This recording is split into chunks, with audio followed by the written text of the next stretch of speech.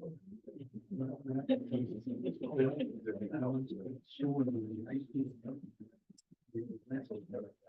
all set? Yeah, we should be good to go. Ladies and gentlemen, I'd like to welcome you to the Thursday, August 8th, 2024 meeting of the Bellingham Planning Board. We have a rather robust agenda this evening. And Robert, I think we'd like to go out of order a little bit for one item. The A&R plan. Correct. That one we can get finished really quickly. You want to do that right now? I'd like to do it Okay. right now. So I believe Travis is on the call. He's with Turning Point. Travis, I don't know if you want to give just a quick overview of what you're looking for. Yeah, sure. Can everybody hear me okay? Yep. Okay. Yes, sir.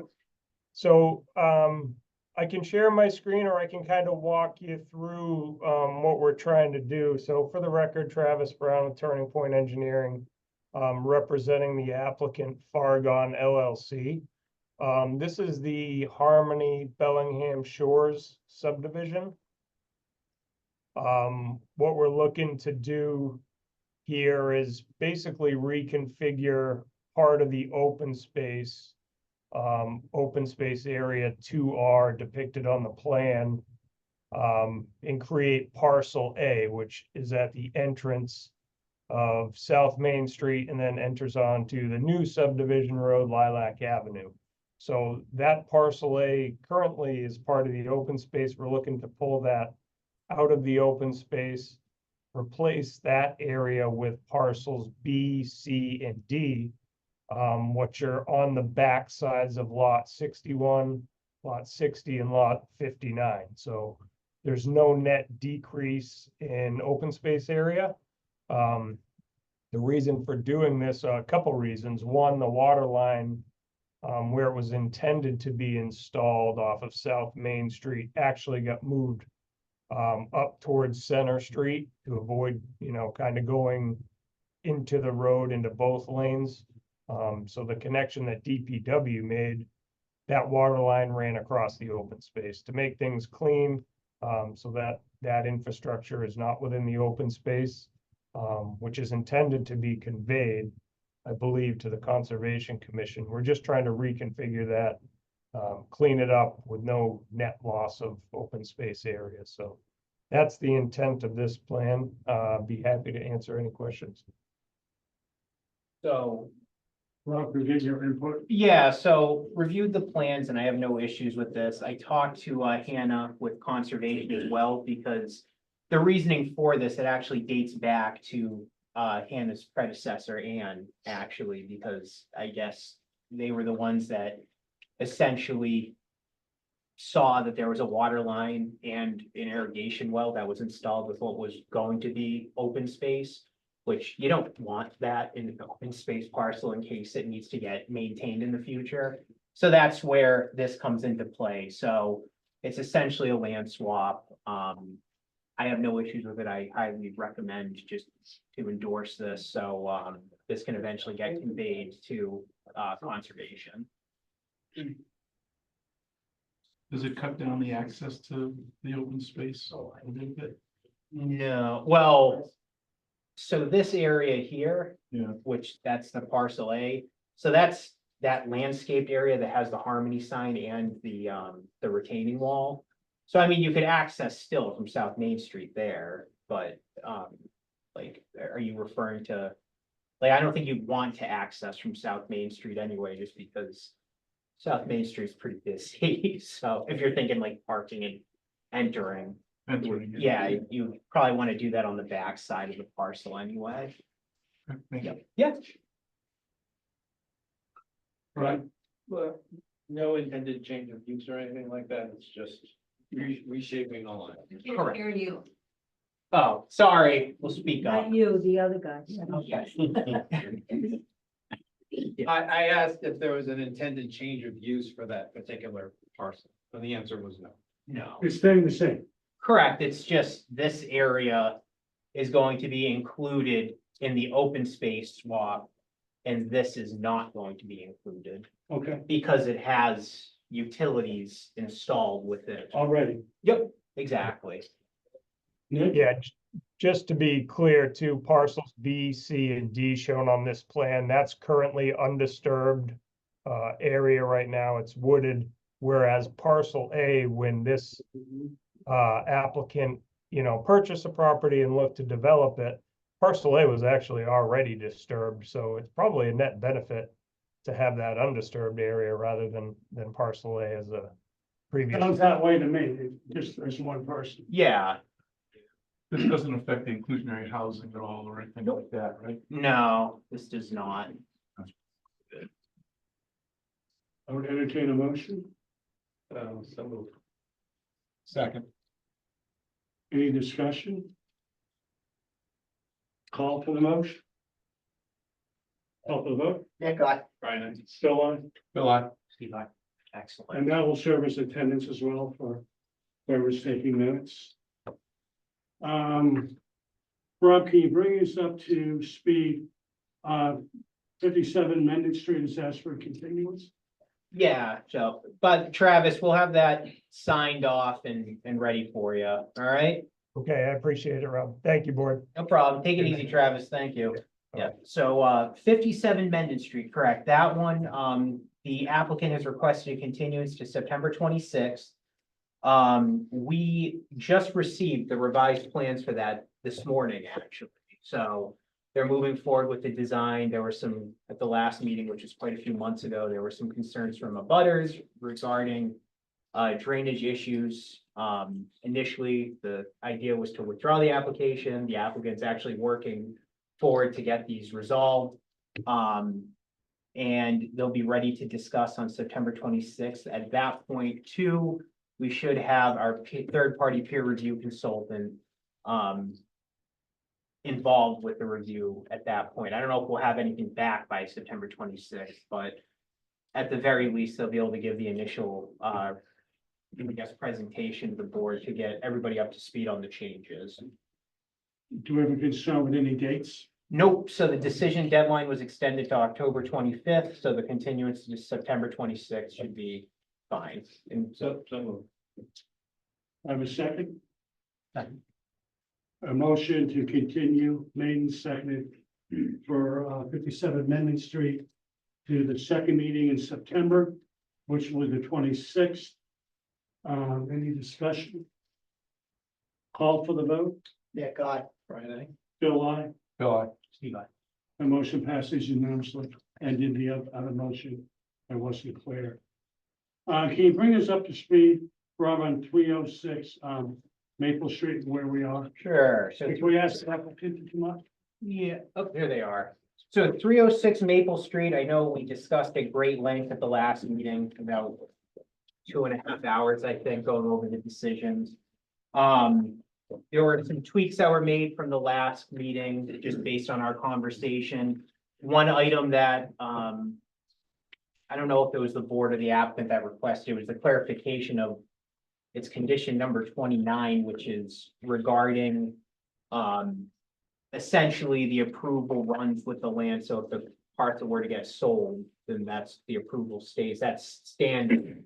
Let's spoil it. Yep, that's boilerplate, and I think the question was just the language that if there's a change in use, that goes to the building commissioner to get reviewed, and that might trigger a new application. It may come back to us. Correct, and so that was the clarification. So with that, I think we're at a point now to close the public hearing for that. And if the board is comfortable with the decisions, once the public hearing is closed, I would recommend voting. We would need 2 votes, one for development plan approval, and the other one would be for the scenic road permit. Okay, what I'd like to do first is entertain a motion to close public hearing. I just have one quick question before we do that, just in case. So the section that talks about outside activities, outside operations. Do we agree that outside operations would be deliveries? Would be, what was that? Would be deliveries? Correct. Should that be stated somehow? I think it is. stated elsewhere. I have, Page are you on? Page 8, starts on 7. Bottom is 7. With outside operations, I see deliveries as sort of a hybrid between an outside and retail operation.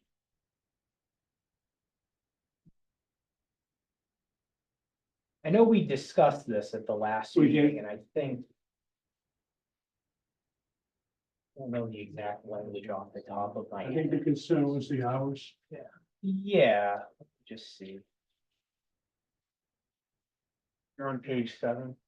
Very bottom page, so it's a real easy fix, just to clarify. Just limit all outside operations, comma, including deliveries. To the following. Make that, I think that's what was, that was the intent. Yeah, Yes. that was the intent. If you wanna, if we wanna add that comma and the couple words, that's fine. That's- Okay, Yep, we can do that, Yeah, so.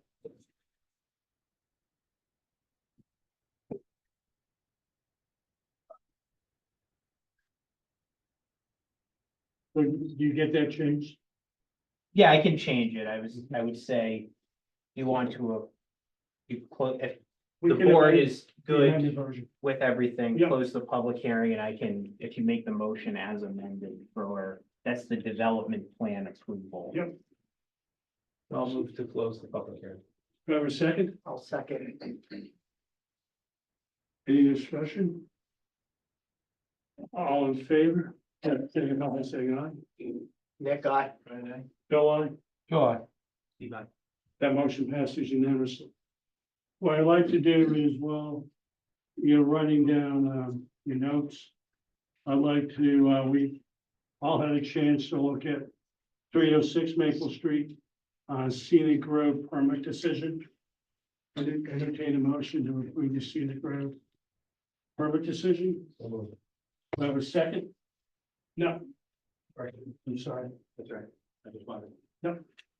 Second, Nick. Okay. Any discussion? All in favor, please signify by saying aye. Nick, I. Right, Bill, aye. Go on. That passes unanimously based on people participating in the process. We now call, like to discuss the development plan approval and stormwater management permit decision, a favorable decision. Entertain a motion As amended. as amended. I just have a couple of quick questions on it, then I'll make the motion. So on page 3, item 28. It references the May 17th, 2024 as the approved plan. My recollection is that the plan is gonna be revised to show where the gate is gonna be. And so if that, Yeah, so we have the condition in here that it's to be gated. So that's covered. The plan itself, what we discussed would be part of the construction plan set.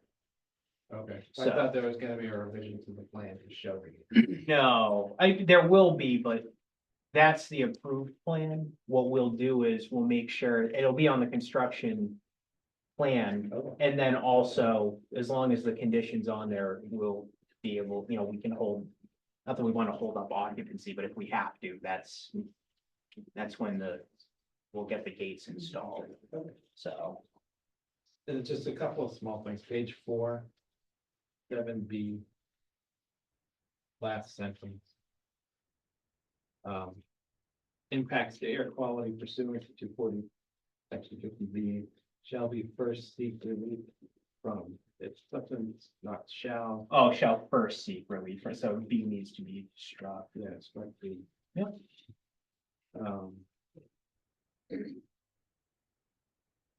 Page 6. Paragraph C1, last sentence. Hold on 1 second. Sorry, can you repeat that? Page 6, C1, last sentence. Any change? Yeah, starting there. So any change, it reads, any change in use shall be reviewed by the building commission. Should it be any change in use from a warehouse with accessory office? Use? Yeah, it would, I guess it would be any change in whatever if you want to spell that out, we can. Do we have Because that? the approvals for the warehouse with accessory office, so it's implied, but if you want to spell it out, we can. Up to, I don't know if it matters. Yeah, After all we've been through. because it's specifically written as that first, Redundant language. yeah, that would be it's in the finding or determination. Okay. So, I think it's fine, because it'd be a little redundant. yeah, I mean, redundancy is fine, but like I It's up to you, said, do you want it in this? Doesn't matter, if nobody else is concerned, that's. No, if you want to put it in, I'm fine. I think they're, I'm just raising it as a potential issue. So Okay. that's fine. Page 7, paragraph 3. First sentence. Word property isn't defined. Page 7, paragraph 3. Yeah. These are just small changes. We define the parcel as either a premise or the site. And I think the word property stuck in there, so just change the word property to the site. oh, okay, I see. yes. Thank you. And then, I think, so no truck shall turn right from the site onto Maple Street. And then there's a period and a comma. And it says with restrictive signage placed at the Maple Street driveway. I don't think. Where are we? Third line. Paragraph 3, third At the line. street, there's an extra period. There's an extra. Two Period dots. after No, it's a street. dot and a comma, yeah. Right. The third line, Rob, Right after Maple Street. 4 words in. You need to take the period out. Okay. And then the next line after that, Oh, okay. after section 3, it says and trucks, it should just be trucks. So strike in. Third paragraph of section 3. Second line. The word property. There, It's just the site. yeah. Where is that one? Third, 1, 2, 3, third paragraph of section 3, Capital P for property. Yeah, but it should just be site. yep. Oh, sorry. Okay.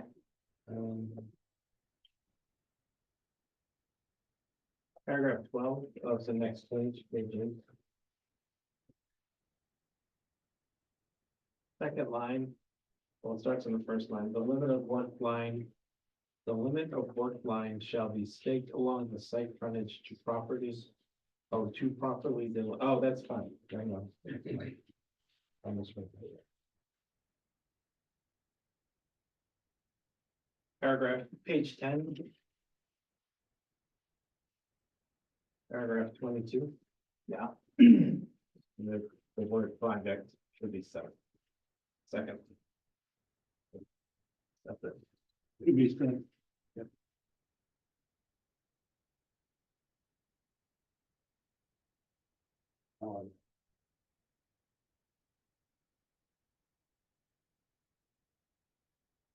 Rob, you get those? I do have those. Right, so I need, to amend the motion. Based on the changes you articulated. Yep, I'll move to. So, you need to remove the motion? Why to make them, Okay, so I'll move to approve the decision as amended. okay. I need a second. I will second. Deck. With the motion on the floor, it has been seconded. Any further discussion? We'll call for the vote. Nick, aye. Bill, aye. Go on. That motion passes unanimously based on people who are able to vote to see. Thank you very Excellent. much. Thank you all very much. Excellent.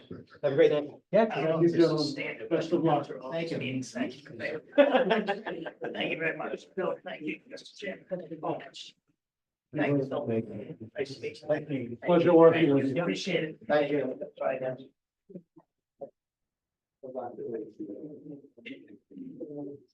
All right. we got one more continuance and we're, We have a continuance on Maple Street, what we call Zero Maple Street. yeah, Can you so. bring up the speed on that? Sure, so for Zero Maple Street, we just received a peer review letter for that on Tuesday. It's gonna require some substantial changes to the plan. So the applicant has requested a continuance to September twelfth, that's the first meeting in September. And we have a decision deadline extended to October 25th.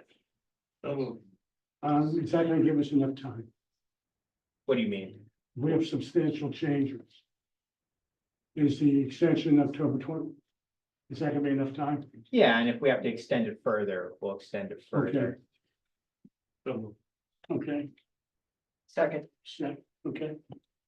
Any discussion on the extension? Yeah, your point is well made about, maybe in the future, again, the extension deadlines should be further out than just a month. We need substantial changes and things like that. Well, it's 2 months out. It's October 25th. So what I envision is gonna happen is for September 12th, I envision that there'll be changes to the plan based on the peer review. What I don't want to happen is, which has happened in the past, where there's all these continuances where the peer reviewer and the applicant are trying to work through these changes. Then it comes in front of the board. It's the second time you've seen the project. There's been a lot of changes. You're not up to speed. I don't want that. I think that it's good to get the applicant back in here when the changes have been made. I don't envision the peer review will be finished on the second review by then, but at least make sure that the board and any abutters who are here for that project are aware of what's going on. So, I mean, we could extend it further out than October 25th, but I figured at that point, after the September 12th meeting, I We'll think know where we are. we're gonna have a much better idea of where the design is going, Okay. per se. So I agree with you. You know where I was at, my concern. Yeah, This is, what I don't want is it to be continued again September 12th. You need to see any revisions, so. Yep, So he knows we want to see some items. correct. Yep, Okay, yep, that's where, yes. all right. So, Call for the vote. Nick, I. Brian, I. Bill, aye. Bill, That motion passes unanimous. Facing the people out to vote.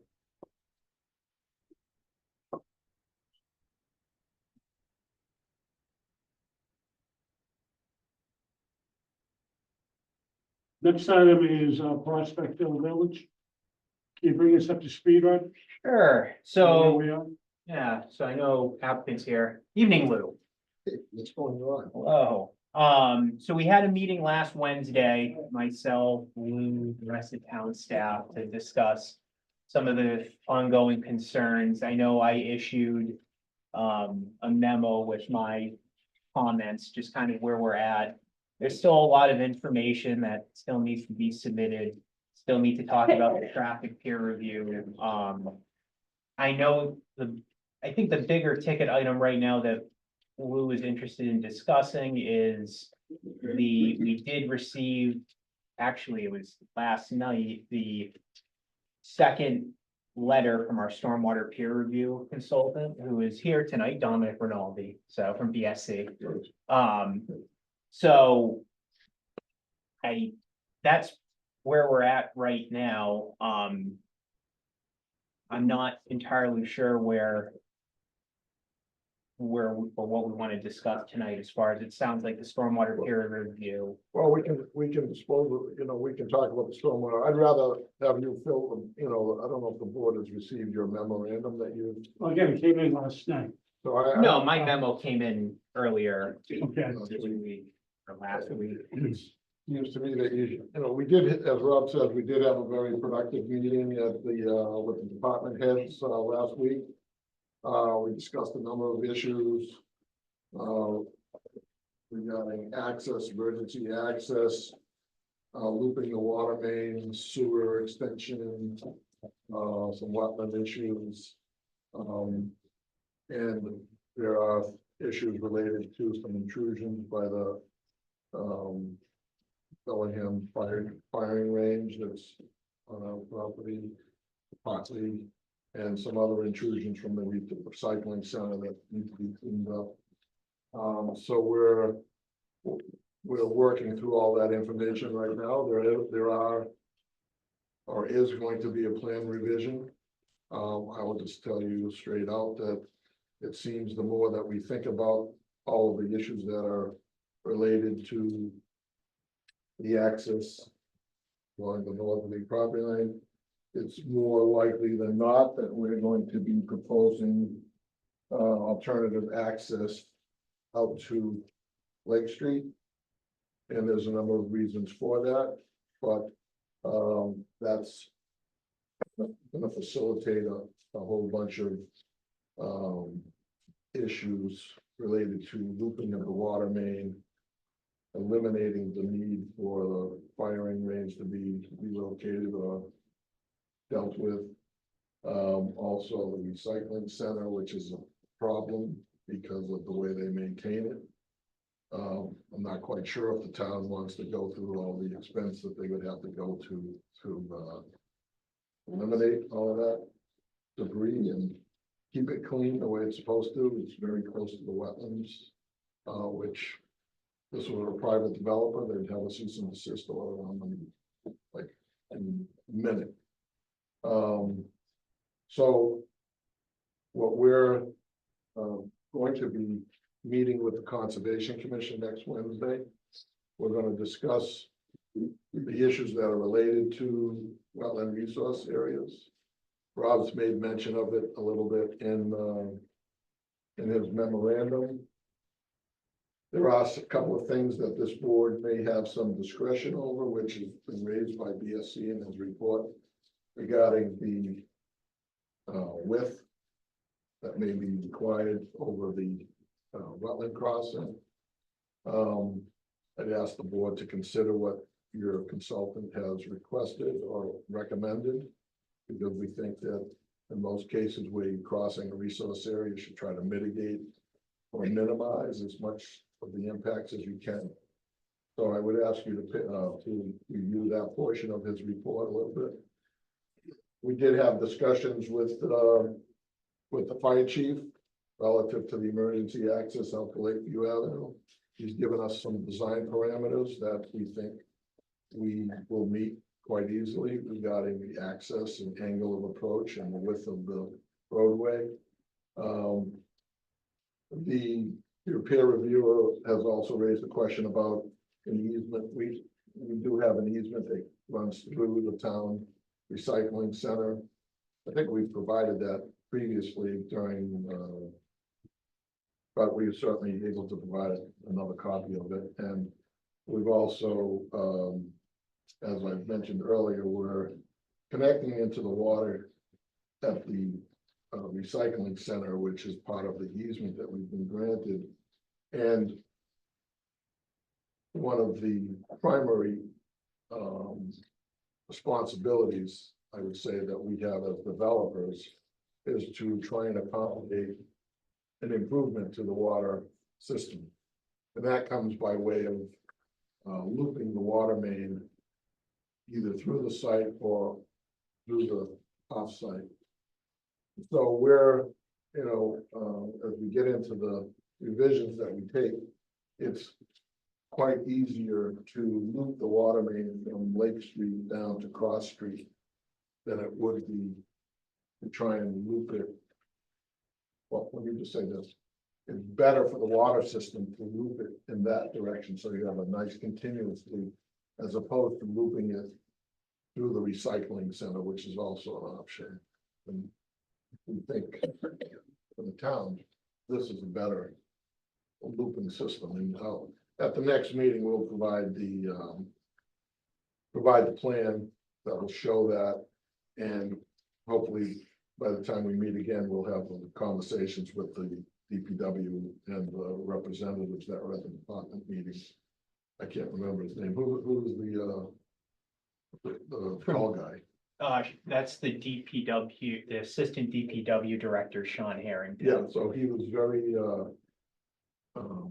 productive in terms of his comments. We have received those types of comments before. And we certainly weren't, able to have the conversation or the dialogue that we wanted with the fire chief until just recently, so we think, that the proposal that you see, the revised plans that you see going forward is gonna be very much like what you see on the board right now.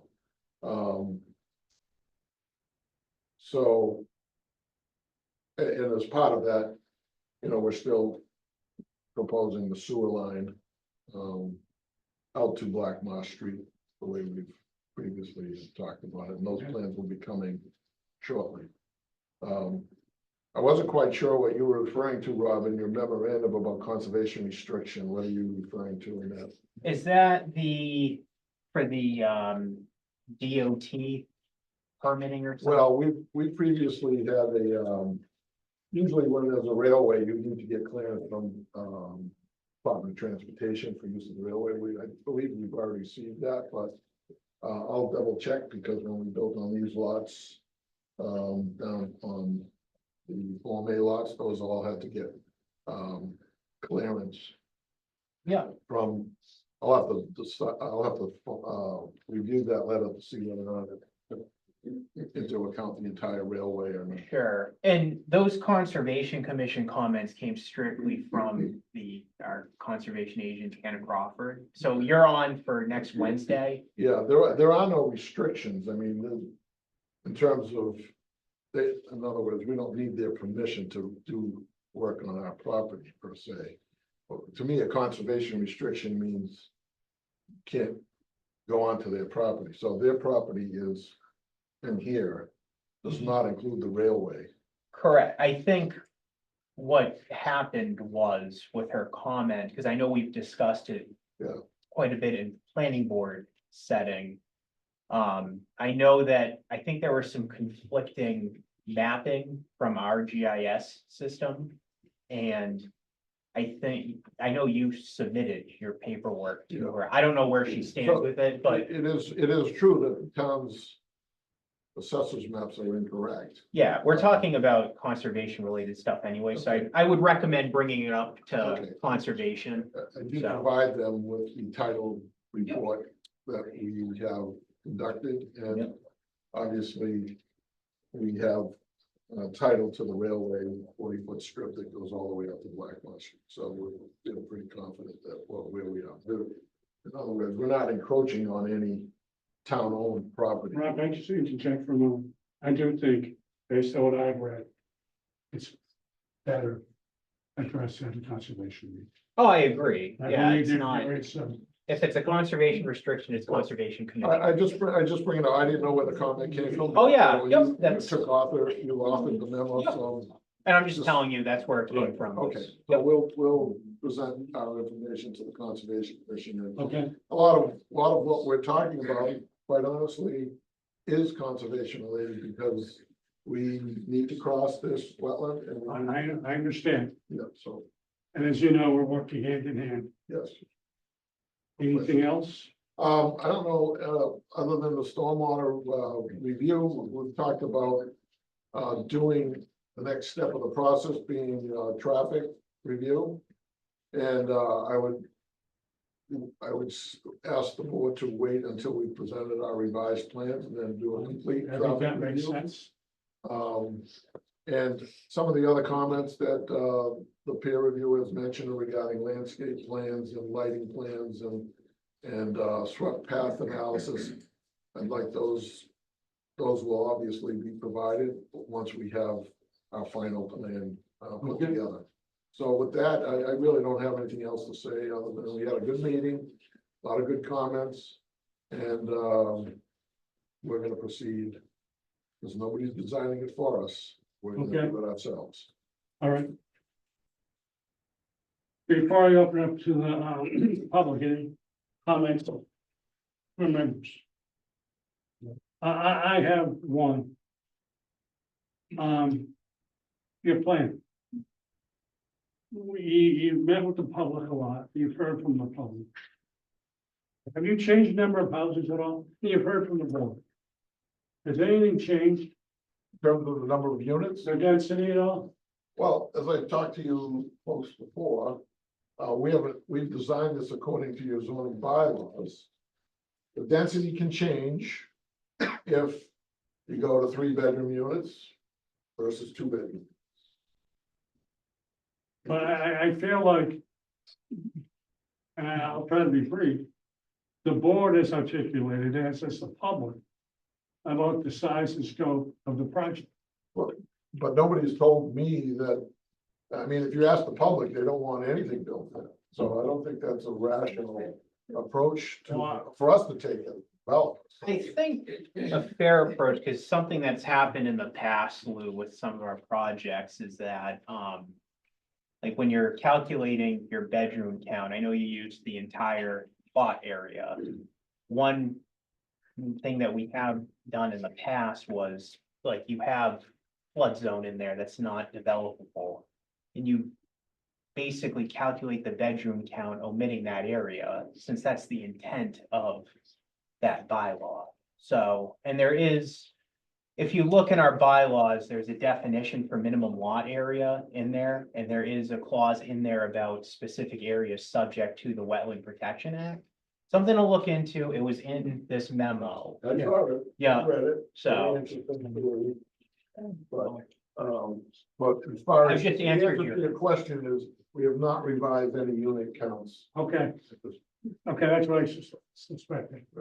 Anyone else before? Yeah, I mean, I haven't commented on this project, Lou, until now, and just to give you my initial thoughts, there's an awful lot of homes for that area as I initially see it. And just as a perspective, I took a drive down Lake Street from Pulaski Boulevard to Prospect, and I drove the entire length of Prospect.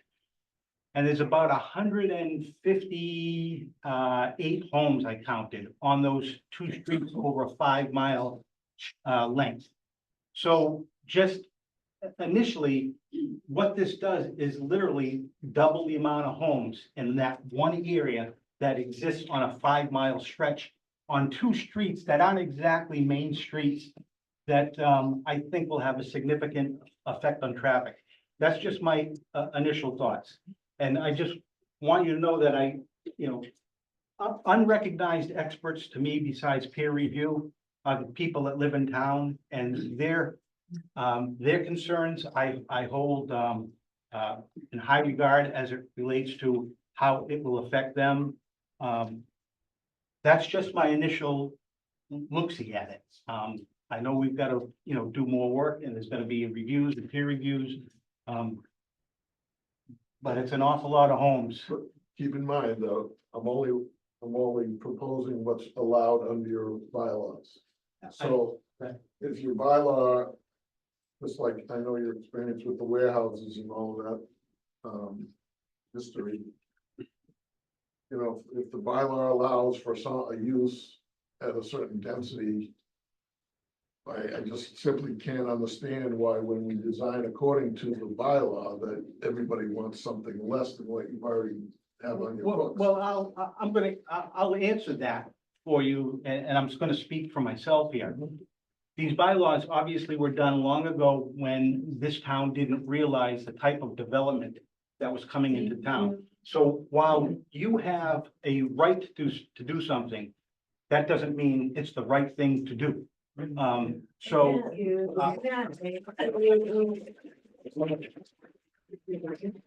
I don't disagree with you, but I want to go back 3 years ago when I proposed an amendment to your bylaw to allow single family detached condominiums. And I was basically shown the door.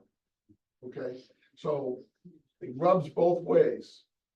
When people talk about bait and switch, all right. I bought this property knowing that we could do multifamily on the property. As soon as I pointed out the fact that we wanted to do single family detached homes, and I said, well, why do you want townhouses, all townhouses in your town? I recognize the same problem you do. And instead of them feeling like, okay, well, that's a good idea to allow single families to be built instead of townhouses. Instead of adopting that philosophy, the town went the other way around and deleted townhouses. So it forced us to the position where we're at today. Now, if the town wants to take the initiative, which I've been promoting, and you'll find out in our next project, town wants to take the initiative to propose a different type of opportunity to use this property and other properties in town, I'm more than happy to look into all of those possibilities. I'm not in a rush, obviously. If I was in a rush, we'd be like escalating this process a lot quicker. But I'm not in a rush. I'm more interested in doing a nice development. I prefer single family development. I prefer a development that's smaller lots than the current 2-acre zoning that's in that area. So now that we have a planner that we can work with, we will be looking at, for this parcel and maybe for the other parcels that we have, at a more desirable use in building. But talk about bait and switch, this was a bait and switch. We were forced into this project way ahead of what we considered to be our goal. We wanted to propose a bylaw that allows single family development detached as opposed to townhouses. Not a big fan of townhouses at all, period. But that's where we're at. So don't put it all on my shoulders of being doing something that's undesirable. Well, that wasn't my intent. I understand. You know, this is my initial thought, you know, and my obligation, you know, to the residents of the town is to also look out for their best interest while, you know, while you have the right to do certain things that the town allows, but there needs to be some fixing behind the scenes for that going forward, and, you know. I'm happy to work with the board, with the town, but it can't be like nothing or all, okay? There has to be some reasonableness amongst everybody, and I haven't heard that at all at any of these meetings since the first day. It's like nothing. No, I don't think that's the case, but that's just. But anyways, I appreciate the comments. I hope that, you know, as we get further into some of these other projects that we have going forward, that we come up with some sensible zoning that is beneficial as opposed to what's considered to be, as you say, I don't know, what was the word you say, if that's something, did you use that word? I said you mean with regard to the bylaws? Yeah, oh no, as far as what we're, 158 units in 5 miles or. Well, I mean, I said doubling the amount Yeah. of homes, so it's just, on the 2 streets that are not exactly main streets, so, you know, again, this is fairly early on in the process for me, and I just wanted you to know my position. And what would make me happy at the end of the day is that if you turned around and all these people shook their heads, yes, we're okay with it, that would make me very happy. I've never had that happen in 40 years, so I mean, I haven't seen it happening. All right, in all fairness, keep echoing comments that this board has made in the public this meeting. Yeah, so I've got some comments. Number one is a special permit that you're requesting. The criteria for a special permit will be used. I say it that way. I understand, and the Okay. criteria is pretty specific So, too, so it's a special permit, and it's a special permit, let's say it that way. This board has said that the density was a concern. And we've said that, a couple of us have said that, and yet we still see the same number of houses every time. There's been no compromise on your side, sir, at all. So we'll go from there. The emergency access, I look forward to seeing your new plans. Look forward to seeing the next iteration of these plans. That's my comments. those are the nicest words you've ever said. Well, By the way, you know, the special permit has specific criteria, you can't make up. the oh criteria yeah, as you they, go. they do, but Okay. they give us a little bit more leeway than the normal standard process. Absolutely, you have a little. And it's a special permit. Yeah, a little bit. You. Yeah. Oh, yeah. Now that we're all getting along a little bit here, Nick, you have any comments? Nothing to add, I would just like to see, the final idea. We can get more constructive feedback, but so we're not flip-flopping back and forth. Exactly.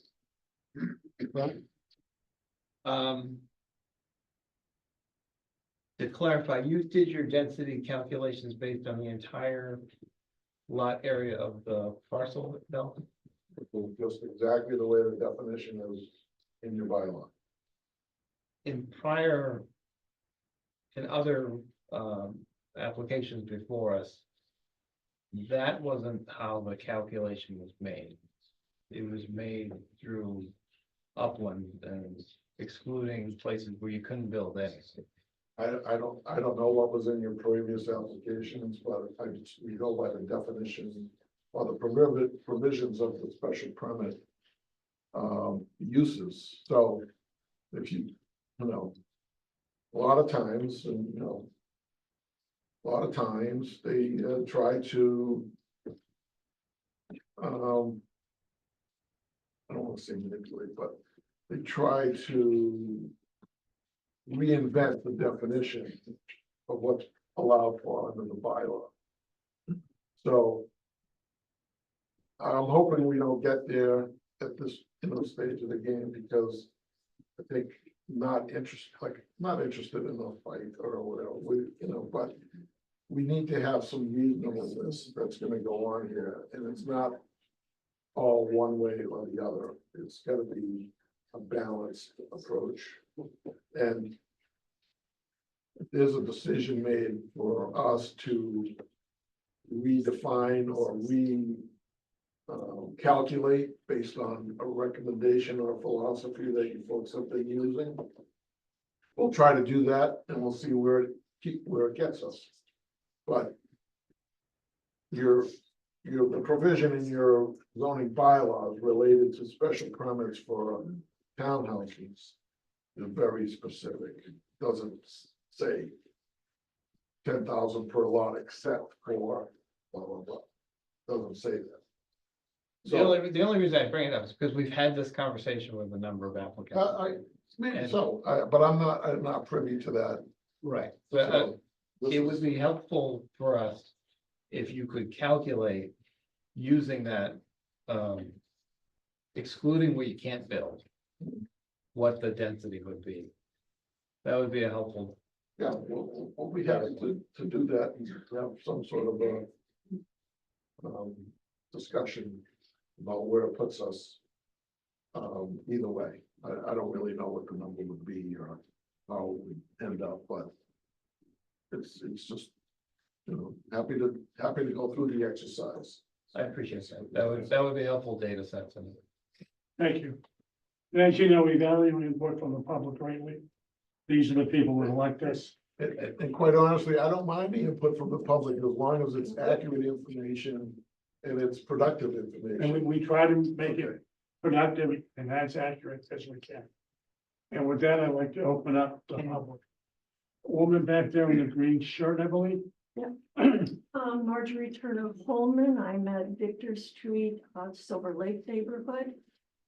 I understand that this is a multi-family home project. My question to Lou.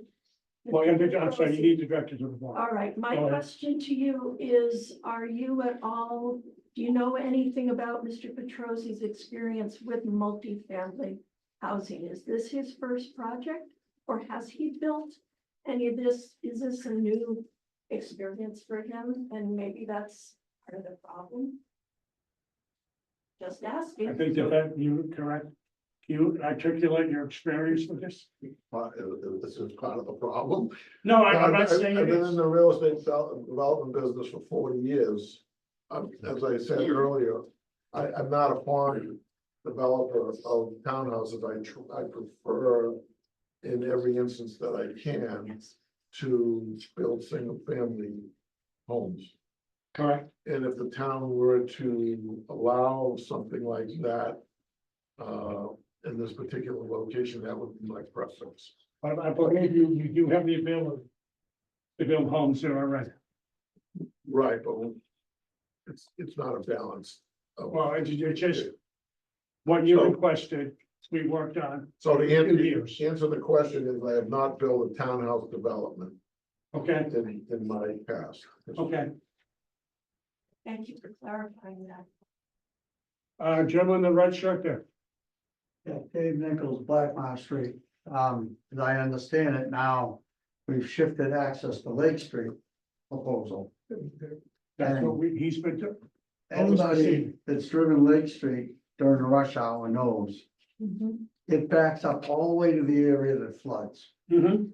But the very idea of a property, a road coming out of a development onto Lake Street in that area is incredible, because you wouldn't even be able to get out of the road. If there was ever an accident, you're gonna back it up for miles. That road is just crazy. Okay. It's already crazy. We got half of Rhode Island going through there in the morning. It backs up almost across street frequently. And I just can't even imagine. I mean, this is a problem that happened with the Prospect Street access. That it was being denied. And now to shift it to Lake Street. It's making it even worse, not better. It's incredible to think that it would come out on Lake Street. And that will be addressed as we move down the road. Indeed, I'm gonna make sure. It'll be part of a traffic study. Can I ask what number Lake Street, Bonnie Wheeler Lake I'm Street? sorry, can you state your name, please? Yeah, Bonnie Wheeler Lake Street. Can you tell us where that's coming in on Lake Street, between what numbers of what houses? Because I remember when this started a while ago, the people on Prospect Street were notified that there was gonna be this road with 156 cars of traffic coming in and out. So have people been notified on Lake Street? And what numbers, where is this coming in exactly on Lake Street, please? Well, I don't know the exact, Mr. Chairman, if it's okay, I don't know the exact number, but as far as notification. We notify everybody within 300 feet of any point or boundary of that property, so. Everybody on Lake Street that's within 300 feet of that last property line has been notified, as well as. Everybody on Lakeview Avenue, on Prospect Street, and. So there's been adequate notice to people, but I don't know the number, to answer your question, I don't know the exact house number, the last house, yeah. And then I believe, Rob, we have copies of the mailing receipts of what went out. Yeah, we have to verify that, so. And again, Mr. Chairman, we are going to be re-advertising Are you and anticipating? re-noticing when we file the next, reiteration of the plan. Okay. Yeah, because the people that were notified on Lake Street originally probably were under the impression that the access road was gonna be on Prospect Street. And Yes. now if this is coming in between their houses on Lake Street, that's a Correct. huge change, yeah, We agree, and they'll be re-notified. thank you, All right, yeah. and that will be documented and available downstairs. Okay. Gentlemen, again in the red shirt. Yeah, the only place that it could possibly come out between the brook and the pond would be approximately across from 521 Lake Street. Got the map right in front of me. And that would be right on that slope, going up from the flood area up to the last flat by the stop sign. And we'll have to verify that as best we can. Anyone else? I know there were other hands raised earlier. Gentleman in the back. Corey Denault of 19 Daniel Drive. Just a concern with the marginal amount of houses that are going in there. What does the fire department chief have to say about this, considering the amount of apparatus they have to handle such a situation? I know that you guys are discussing the in and out to this property, but I mean, with the amount of growing houses in the neighborhoods, how's the fire department supposed to keep up with these additional houses?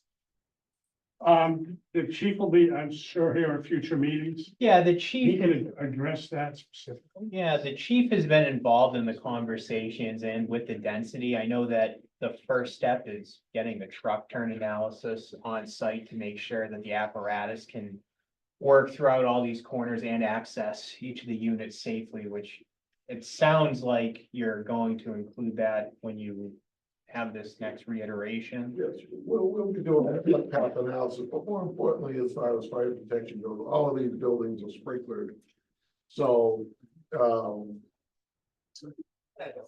it's from a fire protection standpoint, there's adequate protection there under regulations. Sir, to answer your question, the fire chief was here and he's made several comments about the project. Now, the project is changing, Okay, but there was several comments made by him and he will stay involved. Yes. okay, So thank you. just, Can I, and I apologize, I believe, Monday night in regards to future growth for the fire department, is, Select Person Martinez here? yes, I believe, did you approve, allocation of resources for No, the fire the department for town long meeting. range planning? The town meeting, the last town meeting, the town voted for the Okay. override to add 6 paramedics. Yeah, The meeting on Monday night is to reaffirm that. That's what the town meeting is. So the town itself voted for the override now on Monday night.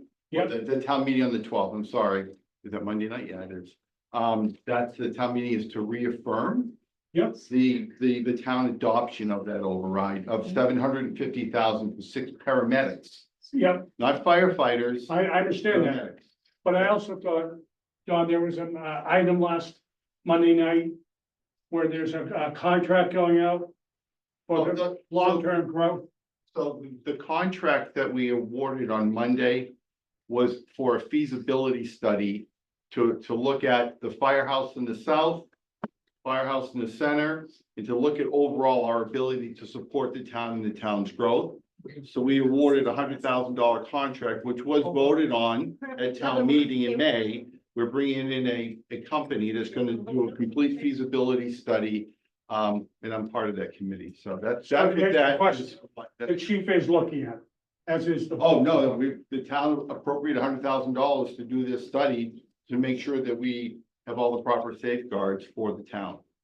So it is being addressed, Thank you. not only for this project, but for the county. Yeah, future projects. Chairman, may I say that, Certainly. according to our fiscal impact assessment that we provided to the board, this project here being privately maintained is a net gain to the town of, I think, $750,000 every year. Okay, So when you talk about improvements or resources, we hope that tax revenue is put to good use. We don't know how it's being spent, but this project is a net gain of $750,000 per year. okay. Any other questions? Yeah. Woman in the back? Hi, Kathy Fleury, Indian Run Road. My concern is with the influx, and I drive around Bellingham, I see influx of all the homes. And now another 158 homes. They're all gonna have children. Are we prepared for that? We raised Macy. Are we gonna have an override so we can build another school for all the people, the buildings being bought? Everybody's coming into Bellingham. Yes. Mr. Chair, may I answer that question? You certainly can. Okay. I do Thank have you, an by the answer way. for you. So we did a study with Mass Department of Education more than a year ago, the select board did in the school community. And actually, we've been using this for a number of years, and they're really pretty much spot on, plus or minus a couple of percent. Even with all of this growth, we expect, believe it or not, that we have a decline of more than 100 students by 2030. Even with all this development, because the folks that are moving in, we have many students going out of town. They're going to charter, they're doing school choice, they're going to private. And when I say it's hard to believe, I've been on that desk and we really pushed them hard. It truly is. Even with Curtis Apartments and all these other buildings, it's not going to impact the schools the way you feel it is. And there's more than enough room in our high school and middle school to support the growth. There's empty classrooms. But there's not enough teachers. That's right. Well, that was, well, this is a school committee discussion, not a planning board It's a discussion. ripple effect. Yeah, well, I understand completely, but again, and I'll say this, the Mass Department of Education is pretty much spot on with their estimates. And the way they forecast it, and they're saying Bellingham by 2030 will have 100 less students than it has today. We have to use those numbers statistically. We have to do all of our planning. If not, we're just shooting from the hip. And I can tell you, as select board member and school committee, we don't shoot from the hip. We use the numbers. No, what happens in between those 6 years? We will address that as we move forward, but the demographics he's talking about, other towns are the same way. And colleges and universities are seeing a decline for the next 10 to 15 years in college age students in New England. Anyone else? I'm sorry, I couldn't see you behind the door. Sorry, Christine Toll, 291 Lakeshore Drive. I just have a question about the townhouses. Do they meet the state requirement for affordable housing? 'Cause I know like section 8, affordable housing. May I answer? You certainly can. So this is not an affordable housing development. We're not required to set aside under what's called chapter 40B, 25% of the units that we do. It's a home ownership, not a rental project. But the town has an inclusionary zoning requirement. Section 8 is not about renting, Well, it's this about affordable housing. inclusionary zoning is we're required to set aside, I think, 10% of the units to qualified families or individuals who make 80% of the median income of the area. So this is not, I don't know where you get the word section 8, I haven't heard that word in ages. But this is not a section 8 project. Ma'am, the verification should be inclusionary housing of 10%, the final number that we come to, if and when we come to a number. So it would be at 10%. Any other questions behind these? Yeah. Okay, thank you. So, Anyone else? the gentleman. No. Yes, sir. Bill Kilroy, Oxford Drive, Franklin. Just a point of clarification. Mr. Petrosi is saying, you know, he can slow roll this if he wants. My question to the board is, this started with a single family development, right? Yes, sir. Everybody's raising concerns, right? I don't think anybody's saying, leave it empty. You bought the land, you can put something on it. My question is, he can revert back, he can come back here with a single family project at less density, is an option of his on the table. It certainly solves some of the, Rob, can you address that? Yeah, there was the definitive subdivision approval that was approved through, which was essentially used as a zone freeze for this situation. But yeah, that's approved. Again, we had to do that because the town bylaw.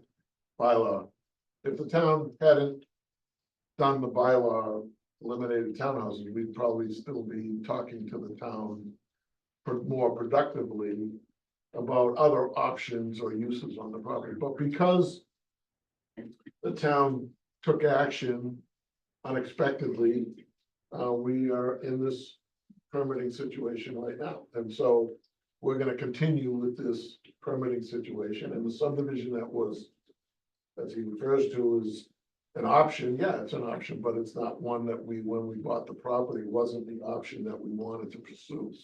And I can show you, I've showed the board and others plans that we had when we first started the process. Much less density than what this plan shows, but we don't have any mechanism for that opportunity right now. Do you know how long it's gonna be till you provide the new set of plans? Well, I'm When do hoping, you need for the new set of plans? I'm hoping in the next 30 days.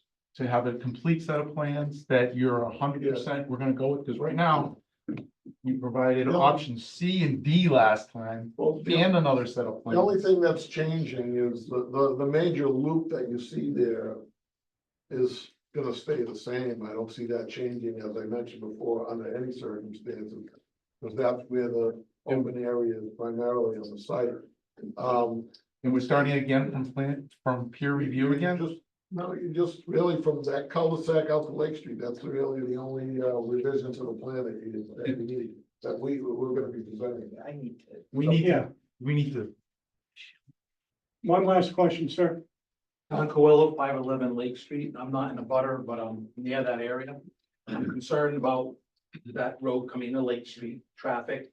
Took me 22 cars went by my driveway this morning so I could find a space to be able to pull out. It's not gonna make it any better.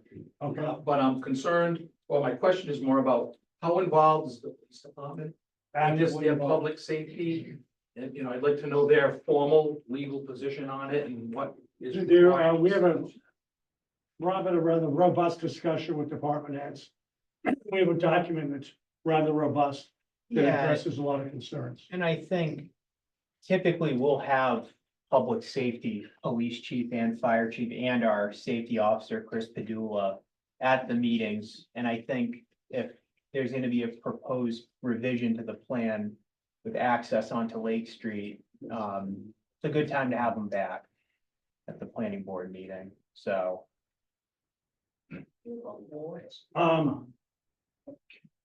Go ahead, sir. That'll be the last one. Prospect Street, I know everybody's talking about traffic, I know when I looked at the plans online, I think Lou put in that he's gonna move Lake Street over and open it up, make it a wider, so now again, we talked about traffic, and the traffic study is becoming again, now we're gonna open it up, which is something that we talked about earlier in previous meetings, that we don't wanna open up Lake Street, now you're gonna invite more traffic down there, more trucks down there, I'm pretty sure, when I looked online, that his plan did say moving Lake Street over, so.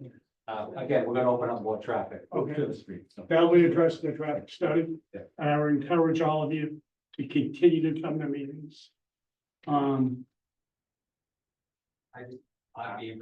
Sir, I've asked, okay, sorry. I'll just add on to that, because I live on the corner there, and I have the property on either side, so. okay, well, I'm glad, go ahead. Are you the person with the triangle piece of land? Yeah. Thank you for coming. Sure, so obviously. I don't want to stop you, sir. Thank you. We have the same concerns about traffic. It's a concert every day. It's a car show every day, so. I sleep along the street there, so I'm constantly looking up, so. So obviously we have the same concerns and, yeah, just voice that. Thank you very much. So, I'd like to push this out a little bit. yeah, just some closing thoughts here. In the memo that I had, there were a couple items that I think when you take a look at a revised plan, if you could please keep these in mind. There's provisions, it was actually in BSC's letter regarding cut and fill analysis, which I know the rare portion of your site has a significant cut in it, and I know that there are provisions through ZBA for it's a gravel removal permit. I think it's a special permit, actually. If you can take a look into what exactly the quantity is, and if you're gonna be trucking material out of there, substantial amounts, because I know that there is portions, that was a gravel operation at one point. We're looking at that, we're aware of the gravel that's in the rear of the property. We're not quite sure whether or not we need to use all that gravel on site. Yeah. Or depending on what layout we end up with, so when we know that, we'll have a calculation of what needs to be removed, and if it's necessary, we'll go to the zoning board for a permit to remove the excess gravel. Yeah. Up until 2009, there was an active gravel removal permit on this site, so it just hasn't been used since 2009. And the numbers to keep in mind for that, it's 2,500 cubic yards or more than 2 acres. That's for the gravel removal according to that section of our bylaws. Right. But, so that's ZBA, but where it really comes into play with planning board, since you're in the water resource district, there's the requirement that you're not allowed to excavate to less than 4 feet separation as we see the high groundwater. So with the 26-foot cut or whatever it is in the back, I forget what, I think it's around there, you know, just. We're gonna need to have some type of data or information on file on where you have estimated seasonal high groundwater in that back area. Yeah, so, I don't know, I'll provide the plan, but this plan was done by land use, on behalf of the town when they put the water line in up that easement from Lakeview Avenue. So I'm not sure if they did any testing back then, but it's definitely, I think that hill is probably at least 40 feet high. Give or take. So we're not gonna be anywhere close to 4 feet from the groundwater going through there. We're only reducing it down, because it's like a 7% slope, so that doesn't even get us to the existing ground, let alone 4 feet above groundwater. But we're aware, we're very cognizant of that, and in the designs for our stormwater management and other things, we need to be aware of all of those regulations. Rob, what's the next step? I like, well, I think at this point, we're back to spinning our wheels again, because I know we're looking at now a pretty significant revision to the plan. So my hope was tonight was to have Dominic, if there's any feedback from the peer review or anything, but at this point, if there's gonna be a change, I would suggest holding that, and then Yeah. until you get a new access designed, there's no need for the traffic peer review Yeah, until. I would agree. So, we know we have to re-advertise for the new elected member on the board. We know we have to re-advertise and we notify the butters. Relative to the existing design and the stormwater management that's you see in the development that we propose, none of that stormwater management is going to change. The only addition would be maybe one additional stormwater basin going out towards the Lake Street side. So we'll have that designed. We'll go out there and do some testing. We'll provide that and supplement our stormwater report that BSC can, Let me interrupt here. When do you think you're gonna have a plan that addresses Rob's letter? well. And the additional, And be accurate? Well, let me. I'm asking because you're looking for an extension tonight? I don't care. I don't. I'm care asking. what you do. We're gonna continue the hearing. If, Yeah. if you want me to ask for an extension, I can ask for an extension. When's our deadline?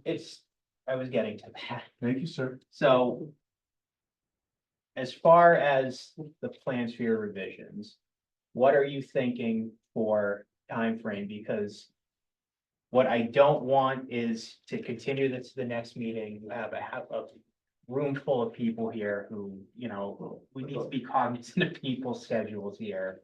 Can we push this out with the second meeting in September 26th? Sure, Work? sure. And And I'll have the plan to you way ahead of time, hopefully, if my engineer decides not to go on vacation.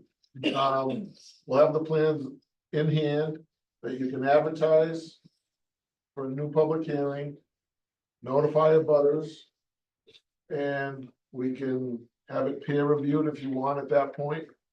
It's really not gonna matter, but that's really gonna be, we're not, a lot of this is being driven by the fact that the town has some things that we weren't aware of, meaning the firing range, meaning the recycling center. These things, excuse me, just hold please. this is what bothers me. I know. I'm trying, let's try to Come get to you the meeting, I'm respectful, I expect them to be respectful. The chairman, so I expect to keep order, right, so? It's You don't not. want it that way. Sir, we're listening for you. We're looking for when you're gonna come back with the And I plan. just mentioned it to you, but Respectfully. keeping in mind that there's a firing range there, there's a state law, you're not allowed to have a resident within 500 feet. So if you wanna move your range off of my property, fine, move it now. Okay, and I'll keep it where it is. Okay, Rob. so going back to the dates, so, Rob, can I offer a suggestion? well, are you asking me to offer a suggestion? I'd like to offer a suggestion. I'd like to go back to what we originally were doing. We were having one night. one item, this would be one item during a meeting, exclusively for this. Remember we started with that, we tried to, Yeah, but we're at the point now, Mr. Chair, I think, we're gonna be getting a revised submission. To be honest with you, I really think if, Lou, if you're planning on re-advertising and re-notifying, I really think this next meeting started square one. I gotta get up to speed on exactly what's proposed here, because there's now we all, road going in, so rather than start scheduling, we'll have the stormwater, we'll only discuss stormwater. We don't even have a traffic peer review yet, so we're not gonna discuss traffic. I would suggest the next meeting, we schedule the meeting, go over the overview of what you're proposing. We can go through these outlying comments, the bigger ones. It sounds like you'll probably have a more in-depth submittal with landscaping and lighting and that sort of stuff. Going back to the meeting dates, I mentioned September 26th, and you said that that should be fine if your engineer does not go on vacation. Should we move it to October 10th? I would feel comfortable with the 10. Whatever you guys want. So why don't we do October 10th? So everybody can get a few months off. What's that? I mean, the people in this room. So October 10th, that's what the continuance, we need an extension for the deadline because that's coming up September 13th. Yeah. So can we do November 15th for that? Sure. Okay.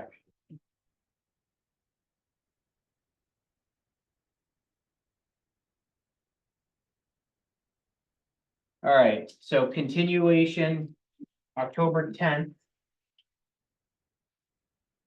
And then we'll have the extension to November 15th. Okay. One motion? Yep. Okay. Motion on the floor, Can you to sign the that? next meeting, October 10th, continuation to November 15th, I believe. Second, yeah. Any discussion? I'll get back to the public to vote. Call for the vote. Yeah, got. Bill on. Bill, aye. Steve, I still make So that motion passes unanimously. So this will next be on an agenda on Thursday night, October 10th. I encourage you all to come. The information we discussed this evening is available online. For those people from Franklin, thank you for coming.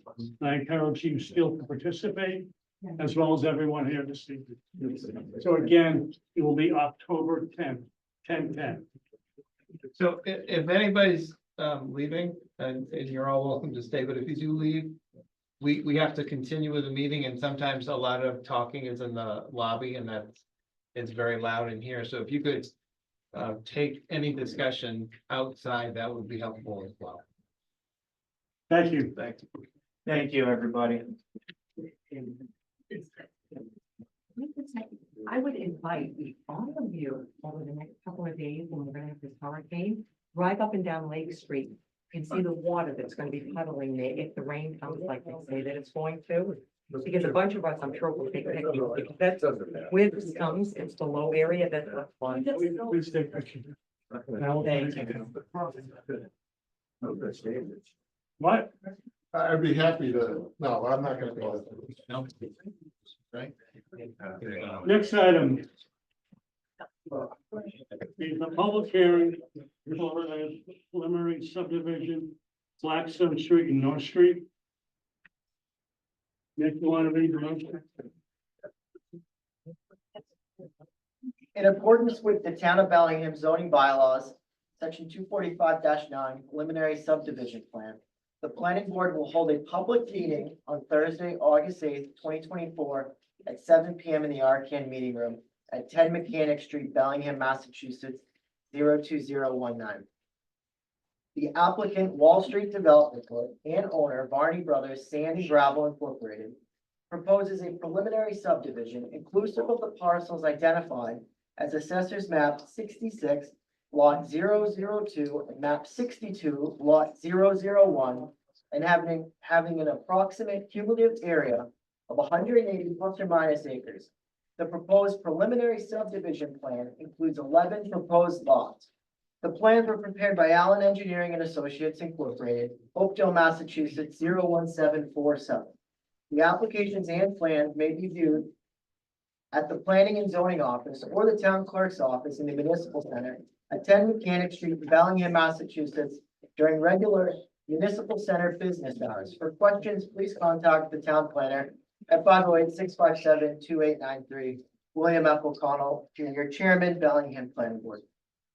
Thank you.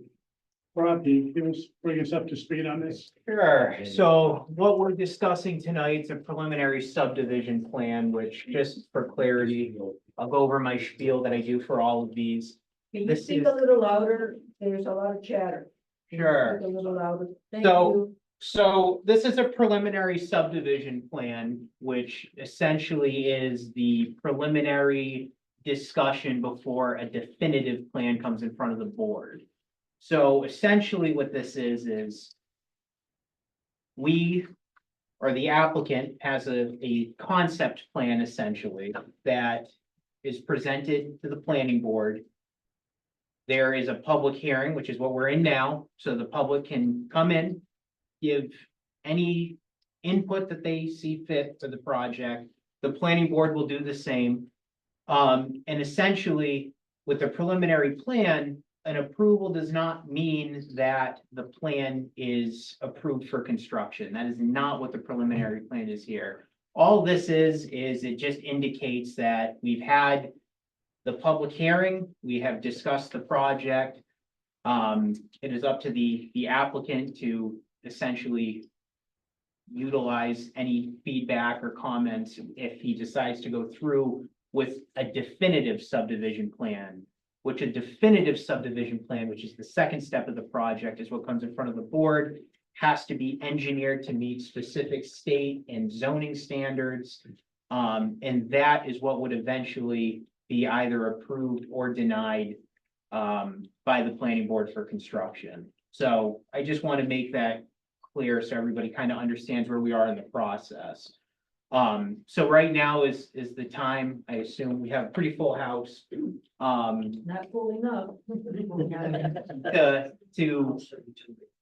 To basically, you know, if you have any questions, comments, concerns, that is essentially what tonight is for. So with that, Mr. Chair, Look, before we turn it over to the applicant, just want to let the public know. This is our very first meeting. Okay, we've not discussed this publicly, properly before. He has met with the town. This is his first presentation to the planning board. So Lou, the floor is yours. If you could Great. give us an overview. Bill. Don't have feelings. Anyways, Wall Street's is in the process of purchasing what amounts to almost 214 acres of land off of Blackstone Street. And there is a portion of the land with an access off of North Street that's been used in the past. This property was used as well as a gravel extraction operation for many years. There's a very lengthy, this is an aerial view of 2001 aerial, which shows north, What year? excuse me, What year? 2001? 2001, yes. Okay. Shows North Street. Excuse me. Let him make his presentation, please. Blackstone Street. And North Street. So where this particular plan is for access from North Street. I think the length of the initial access is about 800 feet. And then we will be proceeding into the site pretty much on an existing gravel road that's there. And there's 11 lots that we're proposing at this time. for this portion of the site. The site again has lots of, I don't want to say complications, but it's a difficult site. It's a large site. It requires a lot of attention in terms of conceptually what we want to try and do with this site. We've had some departmental meetings in the past over the last 12 to 18 months. And we do hope that there will be some zoning proposals that will allow for a development on this property that's more desirable than what we consider to be a 2-acre lot per lot subdivision. So essentially, this is the 11 lot subdivision that we're showing. This is town water. Each of the lots will be on-site septic. There were a few comments that were raised by the review from the planner regarding stone walls and other things. We perfectly can develop this roadway going in without any stone walls, with grading within the property that's been allowed. We understand there is some concern about traffic on North Street and site distance, and we'll be reviewing that as part of our definitive plan. And so to give you, as we get a little bit into the more development on the parcel, this is more of a overview of the entire parcel. As you may recall, we did file an A&R plan on Blackstone Street for the construction of Blackstone Street on that side of the property. And then within this site, there is what we call a habitat for eastern box turtle that has been mapped out on the site. And as part of that process, we've been in negotiation with Natural Heritage to segregate or set aside a certain amount of the land as what we call on-site mitigation for the eastern box turtle. So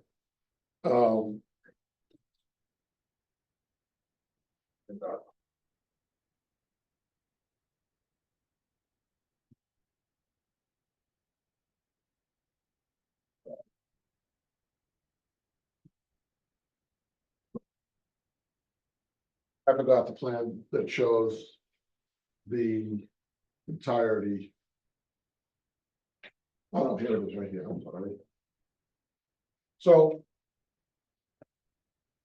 about 10 years ago, a previous developer had made us a plan proposed in the town to develop this property for 65 homes in your open space development under your open space bylaw, 65 lots.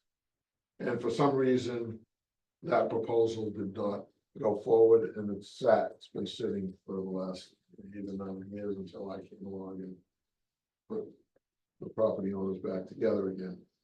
But the property is encumbered by a restriction from Natural Heritage for eastern box turtle. And so we can overcome that by doing studies and things like that. To either prove or disprove the fact that there are no turtles there, or if they are, where they are. And the alternative, we've been negotiating a set aside for approximately 100 acres of the 200 and some odd acres that are there to permanently restrict development of the property. So what you see in pink is the area of the property that is currently under consideration for this restriction. Excuse me for 1 second. You have the capability to pull that up on screen? They don't have it. Okay. Unless you put it on the video. And this has not been filed with town. Okay, I wasn't planning on bringing it, but there seemed to be some interest from the board and from the planner about what's the rest of the use of the property going to be. So I brought it along tonight just to give you some sort of background on all of this. thank you. So this gray area is the proposed under this preliminary subdivision plan. What's in blue is the road that was designed previously in 2014. We've kept it in the same location for the time being. And so our goal is to propose a different type of use other than a more of an open space type use that is not a conventional subdivision. So a lot of the flexibility, or what we're showing here, is simply to give the board an idea of what the amount of land that's there and what is being discussed. It may change over time. But I've been talking to Rob about coming up with some zoning, either an overlay of some sort with your senior housing or 55 and older type development. We have a certain vision, but again, in order to start the process with regard to our intent, we started with the A&R plan on this side of the property. And now we're anticipating this side of the property to establish what we would consider to be a bankable development. And so that's why we're here tonight, and sort of getting this out of the way. But it's a complicated site. We could surely go back to the previous proposal that was on the table. I can submit the plans tomorrow of what was on the table for 65 lots that were, I guess, smaller lots, but the yield plan was 65 or 66 lots. And it still included, under that plan, I think there was 140 acres that was going to be set aside. So it's you get into these trade-offs of what you're setting aside, what you're developing, and then you try to do, what's practical and feasible on the property. So right now, we're in the preliminary stages for this particular type. 11 lots on this side, 12 lots on Blackstone Street. But it's not our end goal. Our end goal is to do something more, I don't want to say creative, but more beneficial long-term on the property. So that's pretty much, I do have this is where the property started out back in 1961. You can see the area that was used as for gravel extraction in these areas. This is North Street, so this is the roadway that was here. That's the right of way, or not, or the 50-foot strip that we're using now. You can see all the gravel that's been removed in this area. So a lot of that stuff has been regrown and so that kind of thing, but it is it's a site that needs a lot of attention at this point, and we broke it down so far into two components, but we're hoping that, as I mentioned in the other project, Prospect Street, that we can come up with some zoning that allows more diversity of housing choices in the town than what's currently being offered in the town. So that's pretty much it.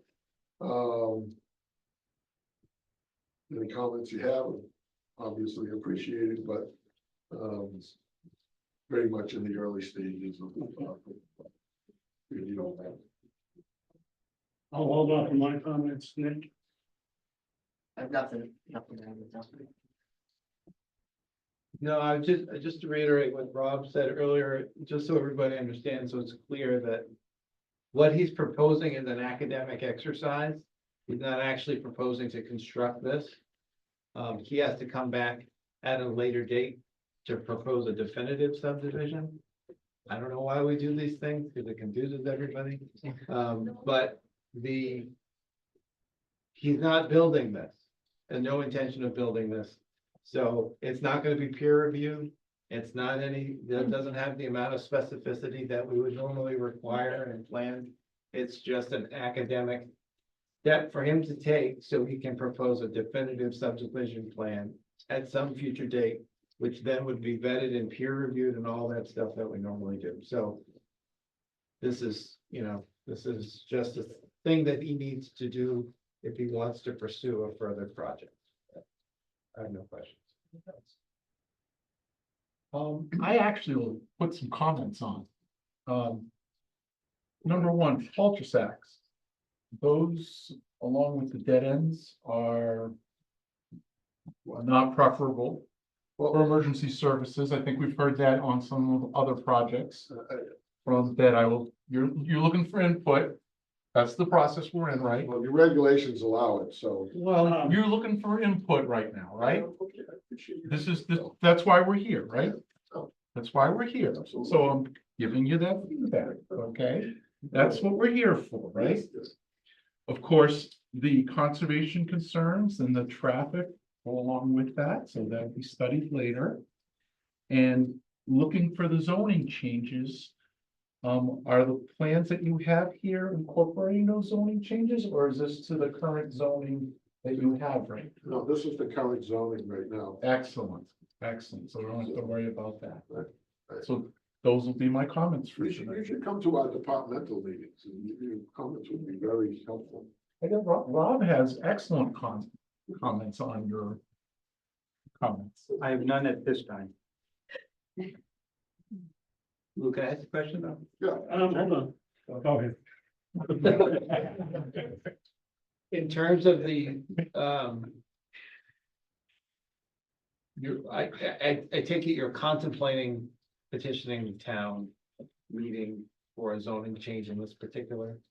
Well, yeah, I'm hoping the planning board will sponsor the article once we come up with we put our heads together on something that makes sense for what's desirable in the town. I have my ideas and I've expressed them at other times, and so it's not up to me to convince the town.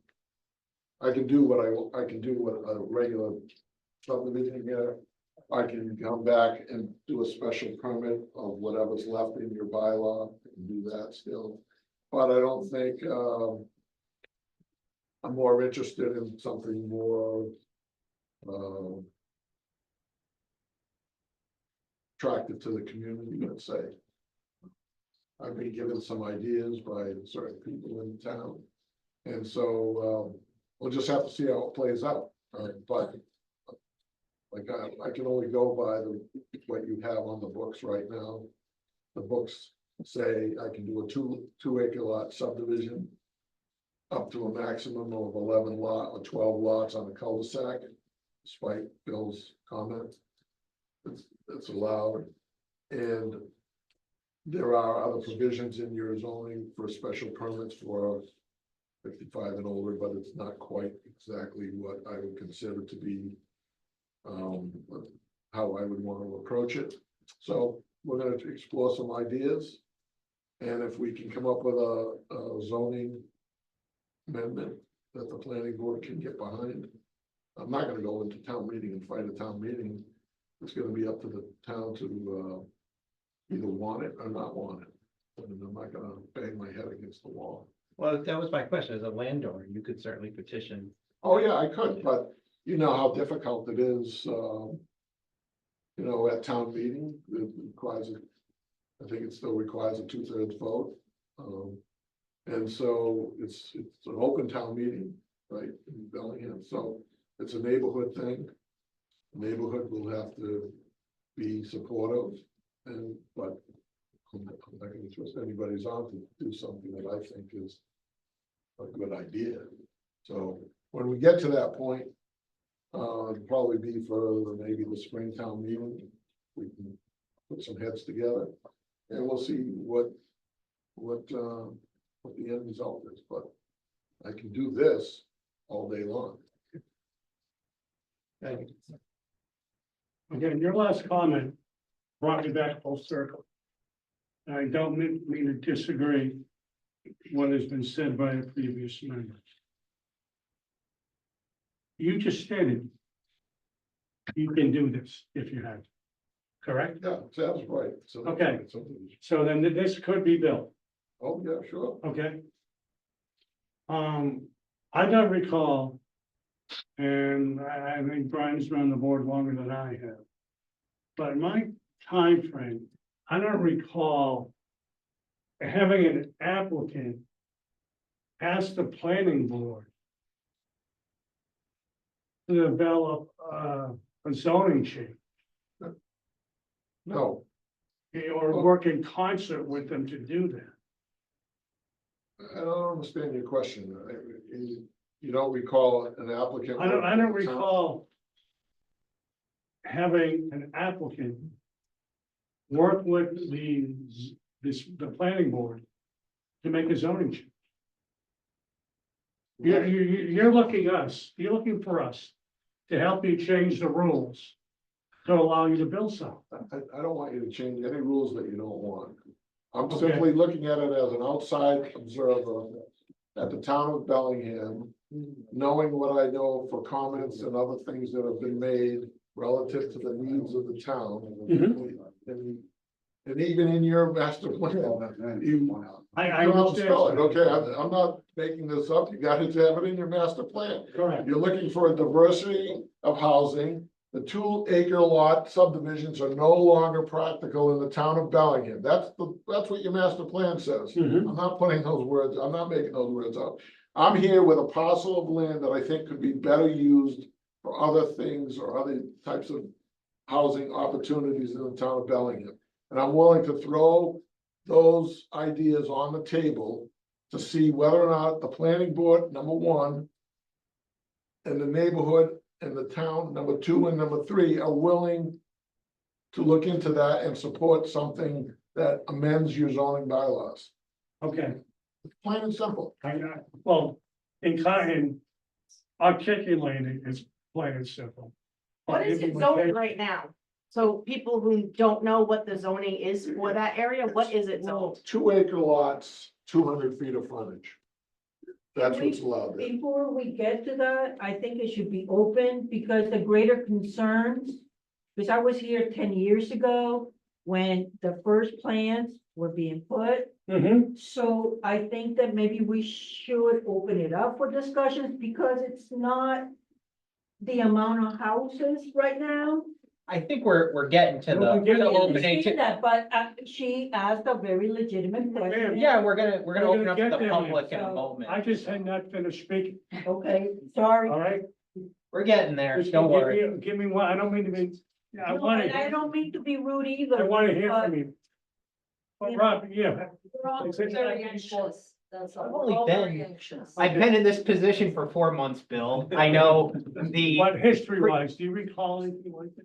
since when I was on the board since 2022, no, and Okay. typically No, the it was 10 mechanism. years ago. And the mechanism is in place for anybody to, if they want to sponsor an article to They can go to town, sponsor. they can do it. And I Yes. know, I understand where Lou's coming from as far as it's gonna have more leverage if the planning board supports it, but you know, Lou, that's, it's a big ask. So That's a steep hill. that is a steep hill. So Well, it- and not only that, I don't even want to get into the whole zoning change conversation because we're here for a preliminary subdivision plan. You've mentioned a zone change in the future. None of us, including myself, know what that's going to entail. And Well, we're bringing it up because your memo and the comments that we've received wanted to know what the rest of the property, where you going with the rest of the property. This is the line, it's a dead end street. We show an extension of the dead end street. What's the end result? Those, Yeah. those are the comments. no, I understand. that. Simply educating, simply providing the information that was requested of us. Again, this is not a hard thing to do. You either think that there's something more positive that can come out of the property than just 2 acre lots. It doesn't matter to me either way, all right? I don't wanna bang my head, you know, if the planning board. I think I read something where you're redoing your master plan or I don't know, maybe maybe the first master plan that you did. Hasn't been put into action because you haven't really rezoned anything for more diversity of housing. So maybe you're not interested, maybe that was just talk. So I'm offering an opportunity to think about it more. So. Fair enough. No, and not trying to target you. I'm just trying to answer these questions. So. I'm a grown up, I can handle it. Sure, so, with that, can I just quickly go through Sure, what I have and then, please. all right, Can I so. open up to the public? Yeah, so one of the comments, it was regarding one of the requirements for our preliminary subdivision as far as any remaining land needs to be shown as what the intent of, for the intent of it being developed or if it's not, so. Although Lou he did, just share some information that wasn't previously, shown on any of these plans. With the comments, I know myself and public safety, so that was fire and police, we went out to the site and took a look at where the existing access is, because it's an existing gravel road right now. While we were out there, we noticed along North Street, the orientation of the road kind of has a curve, so site distances there, you know, obviously will have to be looked at, which I know Lou mentioned. The other side, there's the down gradient hill going towards the entrance, which the police chief mentioned that, you know, if this were to go to definitive subdivision plan review, that, you know, some type of signage, something should be utilized, which would be coordinated with the police chief. Similar to the previous hearing, just on-site truck turn figures will need to verify adequate vehicular circulation for emergency apparatus. That will need to be part of the definitive plan.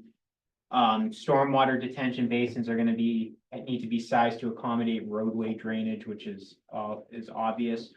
One item here too is that when the design, or if the design comes through, make sure that you're accounting for proposed roof areas and paved driveways. Specifically because you're not allowed to increase your peak runoff rates off-site for stormwater in post-development, and those are all wetland tributaries to Lake Hiawatha. We don't want any more water going to those.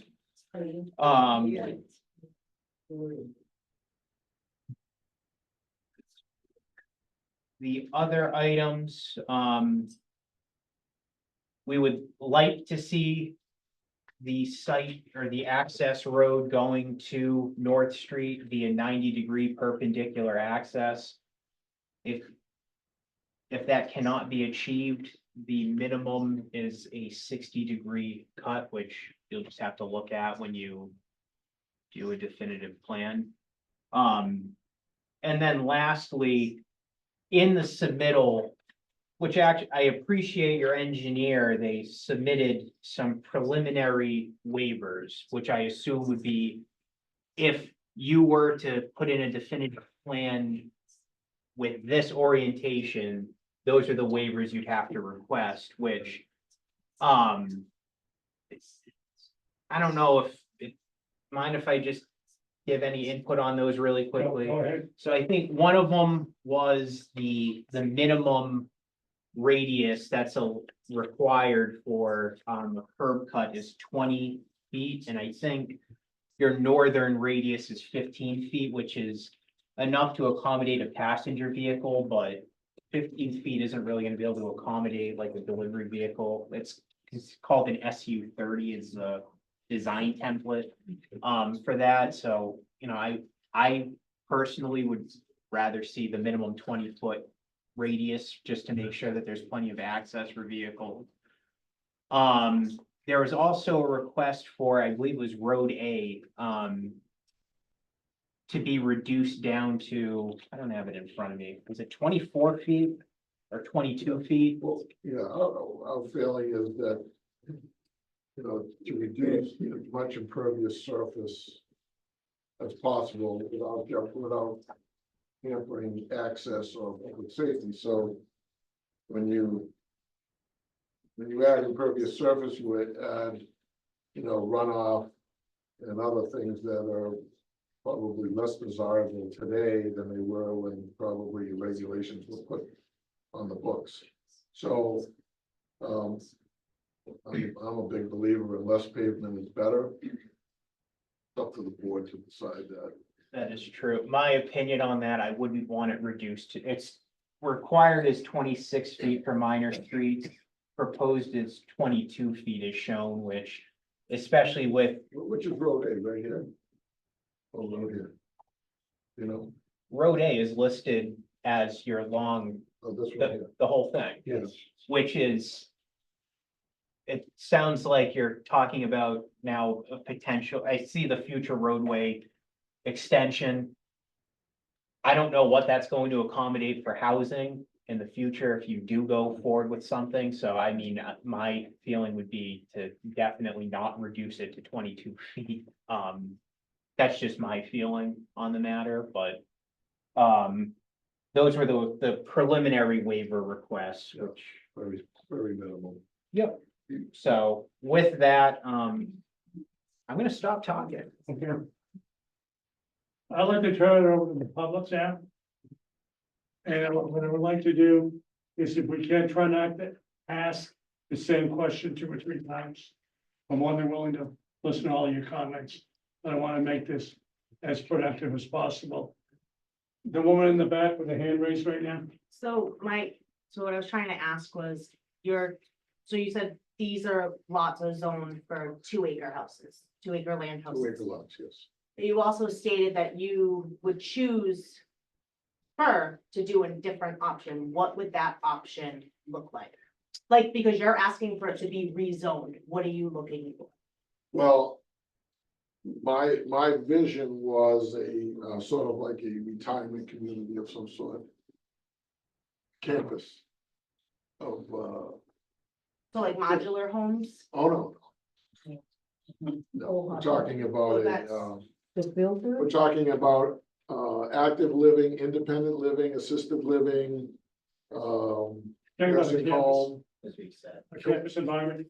campus, environment. So more like what's at the end of, what is it, Depot Street or whatever that, it's that little. What's there? But like that, like that's what you're talking about, Talking about, but a more modernized well, version yeah. of it. It depends on, I mean, the ultimate design would depend on, you know, feasibility, demand, who your buyers are. And people who want to come to Bellingham that are looking for affordability. But it's a multi-faceted type of, proposal. There's a project in Medway. That they did something similar. I don't know that, what's it called? The Willows. It's called Willows. The Willows, It's on not- no, Sun that's Village Street. Yeah, Owned by the Sam. Willows. It's kind of like that, but that's kind of like a smaller version of. Yeah. What we could do here. So. That's just one idea. Yeah. So it's like, I don't wanna call it from. Being able from here to the grave, but it's kind of like, an all encompassing type of arrangement. That's just one of my major ideas for this site. Yes, we one more to have. Me? You, ma'am. Okay, thank you. My Please stand up name and is listen. Mercedes Nunez and I live on 287 Lakeshore Drive. And I'm here because I did get a notice because I live right on the lake. I have a brook, seasonal brook that feeds Lake Hiawatha.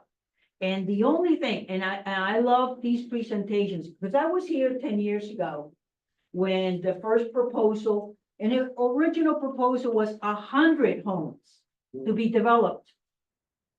And what failed that project then was that then engineering company never flagged all the vernal pools that fed and sustained our neighborhood and sustained the wildlife and the environment. And that's what failed that project then. I attended every meeting, conservation, planning, and that's what took it down. Now, so, and I knew that sooner or later things would come up again. Because it's the nature of development. There's so much development in town. Why not let's revisit this area again? But the thing is that the vernal pools are still there. The tributaries are still there. What feeds our lake, what sustains our environment is still there. So it's not, and by the way, so it's only 11 homes. I looked up the development company, their homes, they don't build homes for less than $1.2 million, $1.3 million. That's the kind of homes this development company makes. So, and so what I'm saying is that I don't own that property. People have the right to build something. That's not my objection. But you do have an obligation to protect the lake and the neighborhood and the environment. And I printed a little sheepy map from the Mass wetlands. And it shows all the vernal pools and tributaries that go through the lake and right by my house. So that's my concern. It's not about how big, because yeah, all the size of the houses are gonna matter, how much, like, it's a second growth forest. And it has historical values too. So, but that's my concern. That's the only thing I have not heard. In all the presentation, there was not one mention of wetlands. Not one. And that's my point. Thank you very much. Thank you. Gentlemen, Thank you. My name's George Leo. I live at 192 Lakeshore Drive. And I think we're all here because we're all concerned about the lake and the wetlands. So, as always, Chairman, but I looked at the map and there are 16 identified wetlands in your layout plan. And where you're gonna build the 11 homes, they're on 5 wetlands. Okay, so right away, we've got a problem with our lake and the feed coming into our lake. And 10 years ago, it was failed. The other reason was the police and fire chief said, no, you can't do a cul-de-sac. You've got to have an access, an entrance and an exit. You've got to, it's not a law, I get that, but they were concerned. So they raised that too. And then we all know the traffic studies, everything else, that's upcoming. That's upcoming. Right now, we're here to voice our concerns about our environment, our lake, and with all respect to you and developing and everything. I just want to say, I've got the map here from Heritage Design Group from 10 years ago. I can lay it over your map and it's the exact same thing. It failed then because of vernal pools. It failed then because of the wetlands. It failed then for a lot of reasons. What's different now? Our lake is still our lake. It's a private lake. All of us, that's our environment. It's a healthy lake. It's a healthy environment. We do water testing on it. We want to keep it that way. What are you gonna do with the wetlands? If the wetlands dry up, where are you gonna move it? Where's the water going? What's happening to all that? That's a natural aquifer up behind us, and it just flows into the lake. It's been doing it since it was a sand pit, so anyway. That's what I want to just reiterate what Sadie said. That's really why we're all here.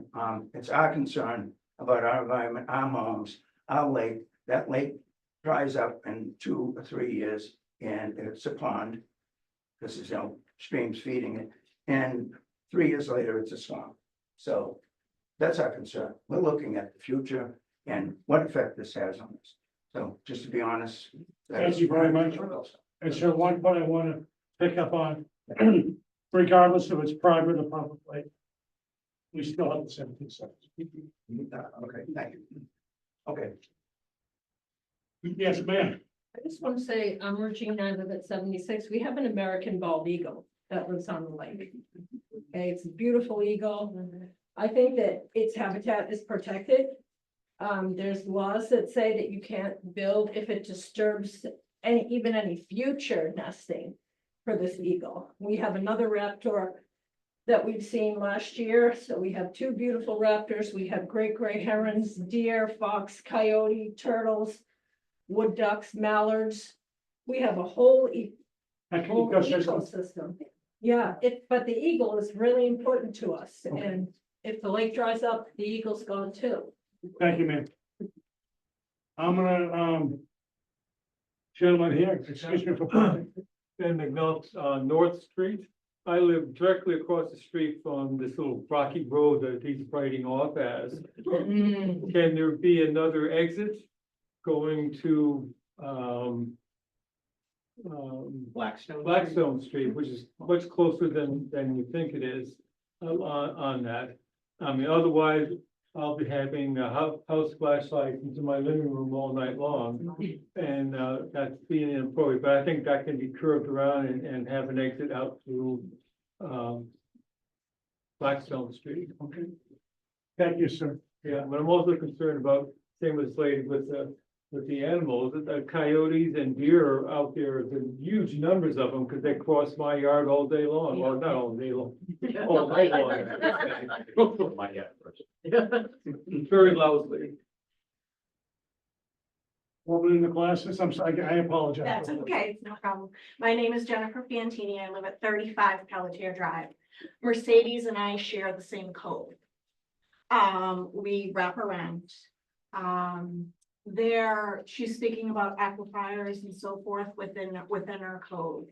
There's not only streams that come into our code that is attached to Lake Hiawatha, they also come from below. Yes. And with any sort of construction that is done within our neighborhood, I'm talking about the whole Lake Hiawatha, Lake Shore, wherever, this whole neighborhood, anytime any of the earth is disturbed, we are inundated with mice, we are inundated with snakes, we are inundated with floods. I can speak for myself. In 2001, my house is on posts, so we had to pour a foundation around our house in order for us to save it. And by doing that, we had about 16 inches of water in our basement because we moved that earth. It's one small little parcel, I understand that, but I'm looking at the big picture here. If we move any of the earth behind there within that sand pits, you're destroying a whole ecosystem. That's a vernal pool. That sand pit, it's a sand pit now, but that sand pit, it's in the beginning of the fall, through the winter, into the spring. It's a vernal pool. My second point is that, Bellingham is a middle-class town.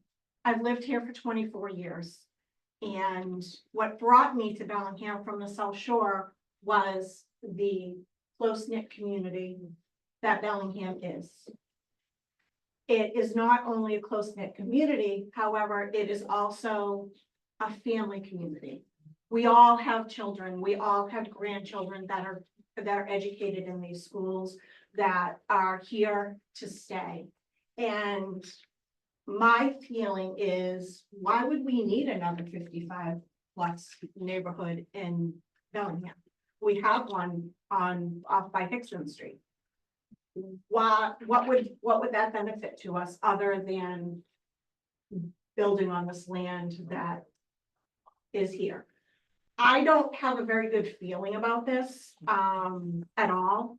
I'm not talking about just our neighborhood, our lake neighborhood. I'm talking about the whole town of Bellingham. It's just we're growing up too fast.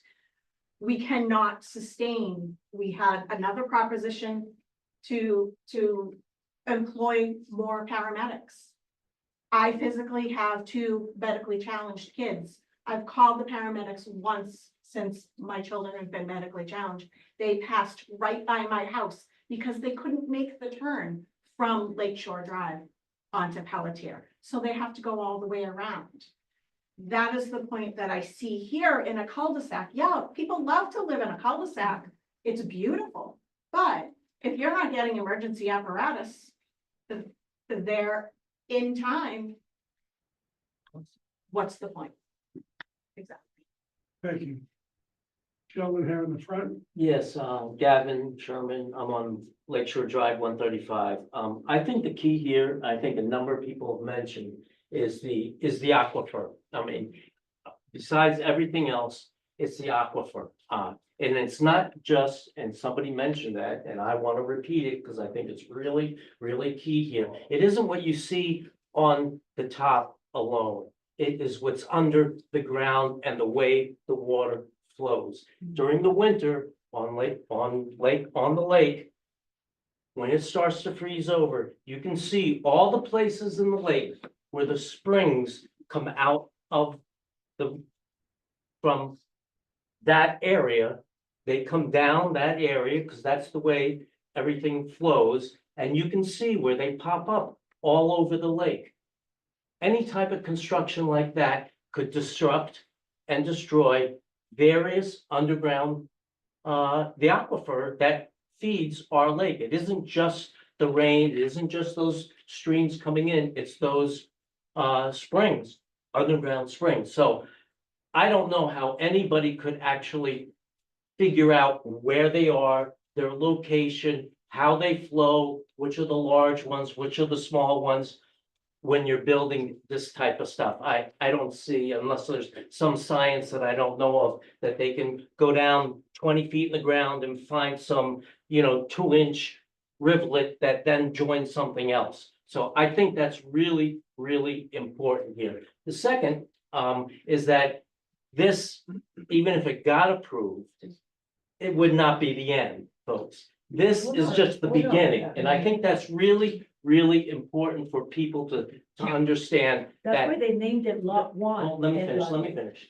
Is that, and I lived in Boston for 40 years, was on my civic association and dealt with developers for 40 years. So when they say, well, we're just going to do this nice little project, what they really mean is, once we get the foot in the door, then next time it will be we just want to do 10 more over here. It's just 10 more. It's not a big deal. And it won't affect traffic too much. And then more, I've seen it before. So those are my 2 really big cautions that I think this board needs to pay attention to. Thank you. Mike Pouliot, I live down on 30 Lakeshore Drive. It has a future roadway extension. Where does that extension come out onto? Does that come out on Lakeshore Drive? No, where there's no access onto Lakeshore Drive. What's the future Scott roadway Hill. extension? Scott Hill.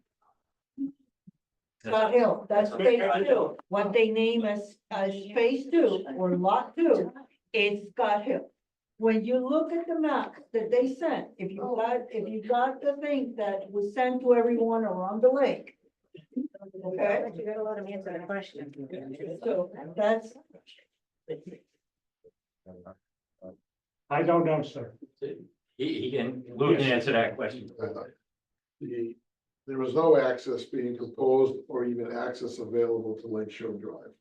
So. Okay, so where is that other? So that, give me the opportunity. Okay, go ahead. I'll answer your question. The proposal that we have is we have access from Blackstone Street in Bellingham. And we also have access to Bellingham Road in Blackstone. Those are our 2 accesses. That's our access. So, there is an extensive network of wetlands on the property. I wouldn't call them vernal pools. That's what They are wetlands, excuse me. They are vernal. Well, I'm not gonna get into So a disagreement on what the wetlands are called, but One conversation going. So there is no access onto Lake Shore Drive. We're a good distance away from Lake Shore Drive, or whatever we're proposing. All right, I'm just going by because of the map, the way the map looks, because I've been down that road quite that dirt road quite a few times. I run through there all the time. I don't know what you're looking at, but we're not proposing any access onto Lake Shore Drive. In fact, we don't have any access on it. Okay, and like he was touching on, what's the end game of this? Well, we're in the real estate development business, as I mentioned So earlier. it's house upon house, not. Why don't you let me answer the question before you interrupt me? What is wrong, what is I know wrong what with you're you? gonna say. You want to finish, please. Well, he's, Excuse me. Like, people are concerned. I'm Hey, respectful. ma'am, you had answered the form. And I expect you to be respectful for me, to me when I'm talking. If you ask me a question, let me answer the question. Now, what was your question? what's the end game? The end game is we're in the real estate development business. There was a proposal in 2014 for 65 house lots. And if you ask this young lady, she'll tell you there was more housing development there proposed.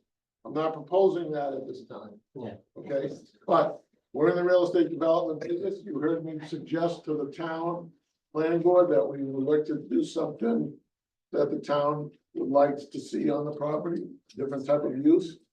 This lady says that 55 and older is not desirable in the town.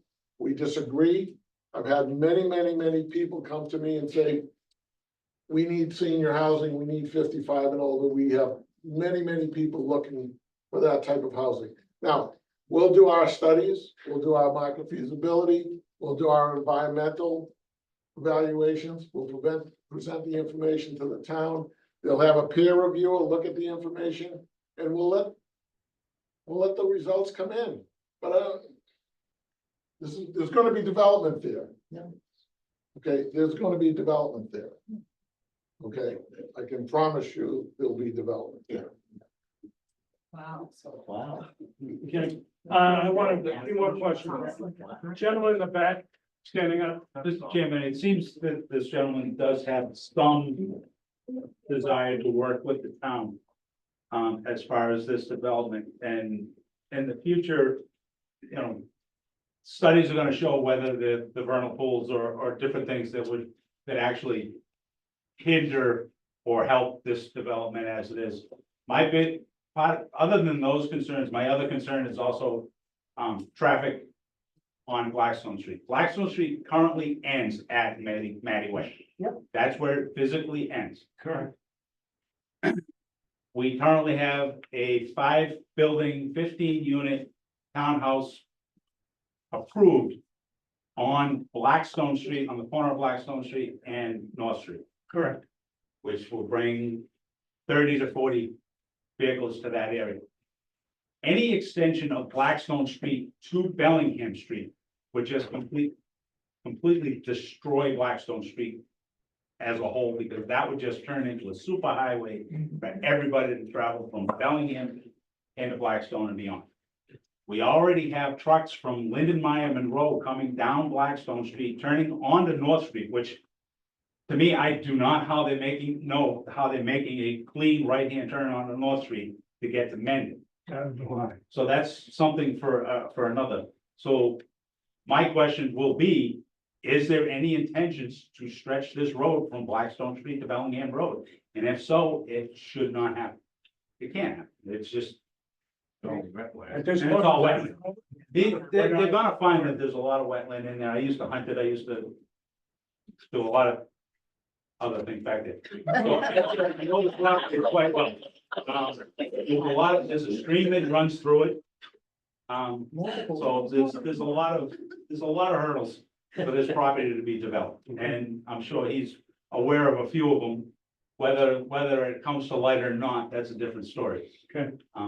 But that's up to conservation, that's up to people to do their due diligence as far as finding all of the water, all of the issues that everybody here is so far, you know. Okay.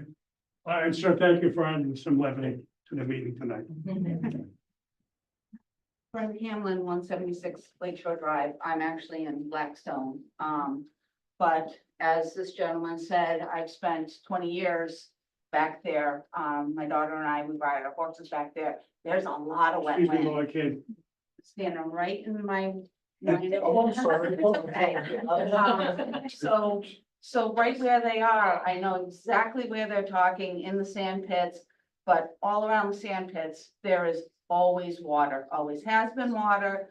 My question is more, where does the gas line fit into all these calculations? Because the gas line runs right alongside of where they're through their land to, when you go to the end of Bellingham Road and you go over the rocks and up the hill, the gas line's right there. So how does that fit into any proposed building that would be in that area? That's one question. Second question is, the 11 2-acre lots, are they single homes proposed on that, or are they going to be a multiple group, like a duplex or a triplex, or if he can answer that? Sure, well, right now, the 2-acre lots are single family house lot, that's what the zoning allows for. If they were going to be other than something other than single family, then the lots would have to double in size. I think that's what the zoning requirement is. As far as the gas line, the easements, there are a couple of easements that run through the property. There are certain regulations to that affect how much separation there is between the gas line and your other utilities or your ground. So there is a provision, just like the gas is that line that's in the street. You'd have to work around both utilities separation, vertical separation and horizontal separation. And it's all part of, the laws. So can you pave over the gas line? Oh, sure. Yeah. Oh, yeah. Okay, that was a It's question. the same gas line that's in the street. Coming here. Okay. But I just wanna echo what every single one of my neighbors has said. There's a lot of wildlife, there's a lot of water there, and a lot of building would truly affect our lake and not in a good way. And I'm going to steal what Mr. Goyette said, just because you can, doesn't mean you should. Thank you, man. I'd like to try to wrap this up. You, 3 remaining questions. Man right here in the front. Again, I apologize for bad habit. Yolande Derrick, St. Germain Ave. I live in Blackstone. I grew up in Bellingham. So I've been in this area my whole life. In listening to you when we first started, I had an immediate question in mind of, he's saying that it's zoned for 2-acre lots, and he actually just said something is going to happen. Why do we have this process if we really, as the community, really doesn't have a say in what's happening? That's one question. My other question, in living in that area, and getting out to go to work, Bellingham Road is a dead-end street, and we have seen for a while now that there's been work happening at the end of that road. So if they're already potentially gaining access, why is that happening before the meeting even took place to talk about this? So my next question is this really just all for show, and we really don't have a say in what happens? Okay. And it may not be true, but that's certainly how it appears. Okay. Okay, I'd like to address a couple of your comments. This is the first we've heard of this presentation. We've had meetings internally. Yeah. But this board, this is the first time we've heard of it. We're not doing this for parents' sakes. I'm not aware of any construction at the end of Bellingham Road. We can look into that. I'm not aware of it. Has anything come to us? Mr. Chairman, I can answer that question if you want. Yes. As you know, we did a plan, what's called an approval not required plan for Blackstone Street. And as part of the process for the planning board's future consideration, we did some soil testing along the center line of the roadway. That's currently the cart road that's there. So we did have an excavator there, as we were allowed to do, to test the soil conditions every 100 feet for the length of Blackstone Street. So this might be what this person's related to, but there's no ongoing activity there or anything like that. Okay, But there was a couple of days there that we did do testing with an excavator. okay. This someone's been waiting patiently, am I right? Yes, my name's Colleen Bartlett Taylor. I'm at 296 Lakeshore Drive. This is my backyard. Your picture, it's my backyard. Is there a Charles River Basin organization that might have some ability to look at preserving this? Because I know that, I believe we are at the.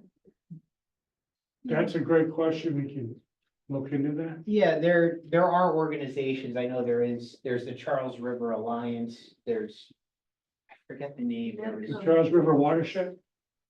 Correct. I forget, there was an organization I just met with actually in North Bellingham because of there's a dam that might actually be taken down in North Bellingham, but when we're talking about, like the natural heritage area, the wetland areas, the planning board's purview when it comes to the definitive subdivision is typically with whatever our regulation state as well as the stormwater compliance. The good thing is that because all these concerns that were mentioned about wetlands, environment, ecosystem, because it's such a huge subject, there's the whole other board that deals with that, which is Conservation Commission. So as if you dump it on one board, the planning board to deal with all of that, it would be very, very difficult to properly review the project. The good thing is that with our board, we typically work hand in hand with the Conservation Commission, especially with peer reviews and such. So it's a great question.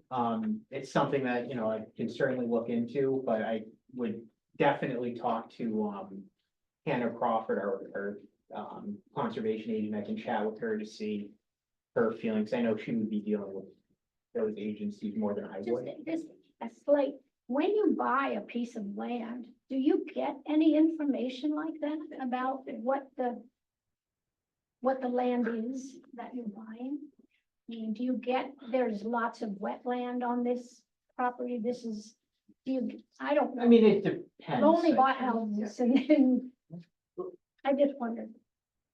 Mr. Chairman, maybe I'd explain the process here so that people understand what we're doing. So before we propose any development, we go out onto the site, we identify all the wetland resources that are on the site, we flag them. We have them located, the flags are located, and we have them on the plan. And then we go to the Conservation Commission for their approval of that line. And we design our development around those resource areas. We're not filling any resource areas. We're not, if there are vernal pools there, we're staying just like it's 50 feet or 100 feet away from those vernal pools. So all of the concerns that I understand, the concerns that have been raised, we're not going to be disturbing these wetlands or areas. If you notice the plan, when I had it up there, there was a number of areas that were highlighted in green. Those were already identified as wetland areas, and there are a lot of wetland areas on the site. But on a 214 acre property, there's wetlands, and then there's a lot of other land that can be developed. So we're trying to work out a scenario where we both can live with the outcome, which is be sensitive to the area that needs to be saved and develop the area that's the most available for development. So it's a long process, and this is the first step. So I'm happy that you folks all came out, and I understand the concerns, but we're not going on to Lakeshore Drive, and we're not I don't believe, based on the information that we've compiled to date, that we're gonna affect any of the water flows into Lake Hiawatha. And let's see how we compile the information, and we'll present it and let the board review it, both the conservation and the planning board. And even your own, if you want to hire your own consultant, you can have them review it as well. And the information is not gonna change. It's the interpretation of the information that is really how these developments take place. And there are rules, there are laws, there are regulations that we all have to go through to do it. So nobody's gonna be doing something that we're not allowed to do. Yeah, thank you very I'm much sorry, for your before you patience. go on to the next person. Excuse me for one moment, ma'am. Someone over here had a question. Right, but you didn't answer my first question. I'm sorry, go ahead, ma'am. Do we actually, as a community, have a say in this process? I answered that right away. Absolutely. Okay, Absolutely. This is not an exercise in futility. We want to hear from you. Okay? I encourage you to participate. I can't say that strong enough. You know, be it if you live in Blackstone or Bellingham, the other presentation was Franklin. I don't care where you live. We want to hear from you. thank you, sir. We represent the town and its neighbors. So yes, they honest amendment goes without, yes, it goes, not to insult you, but it goes without saying, we want to hear you. This is not an exercise where our minds are already made up. Couldn't be further from the truth. Thank you, ma'am. Kirby Sullivan from, I live at the end of Bellingham Road, so I know for the construction down there, they're just redoing the road and stuff. My concern is if this does get passed, future to, like connecting the roads, Blackstone and Bellingham Road, that's gonna cause a lot of traffic, a lot of problems. That's what they want to do. Okay. And I don't, it's nice, and there's already, it's 25-mile-an-hour road, people are already speeding on it. It's gonna cause a lot of, it may happen in 10 years from now, but it's, once he gets his foot in the door, he's only gonna develop this, but then develop more later. Okay, thank you. I think that'll be the last question for the evening, gentlemen in the back. Again, it's a bad habit. Not a problem. Corey Denault, 19 Daniel Drive. Just a question for the gentleman who's invested in these projects. How many more projects do you have going, and how many more projects do you plan on doing in the town of Bellingham or adjacent to the town? Well, right now, I just have these two, but I'm not out soliciting the projects. They come to me because there's problems to be solved, and I'm sort of able to solve them. Thank you. Thank you. Thank you. Rob, what's the next step? We haven't got a lot of information. Yeah, there was a lot of information, so I took notes on. And I want to thank everyone for coming. Yeah, And please, as I said before, continue to show up. yeah. I don't care where you live, honestly. So, Thank you. I need water the next time. I'm sorry? I just need water the next time. I'll bring a fire hose. We have plenty at Lake Hiawatha. That way. All right, so as I mentioned, pretty much an approval for this is basically just indicating that the applicant submitted the full application. We've had this open discussion, we've received comments, so I would recommend we close this out tonight.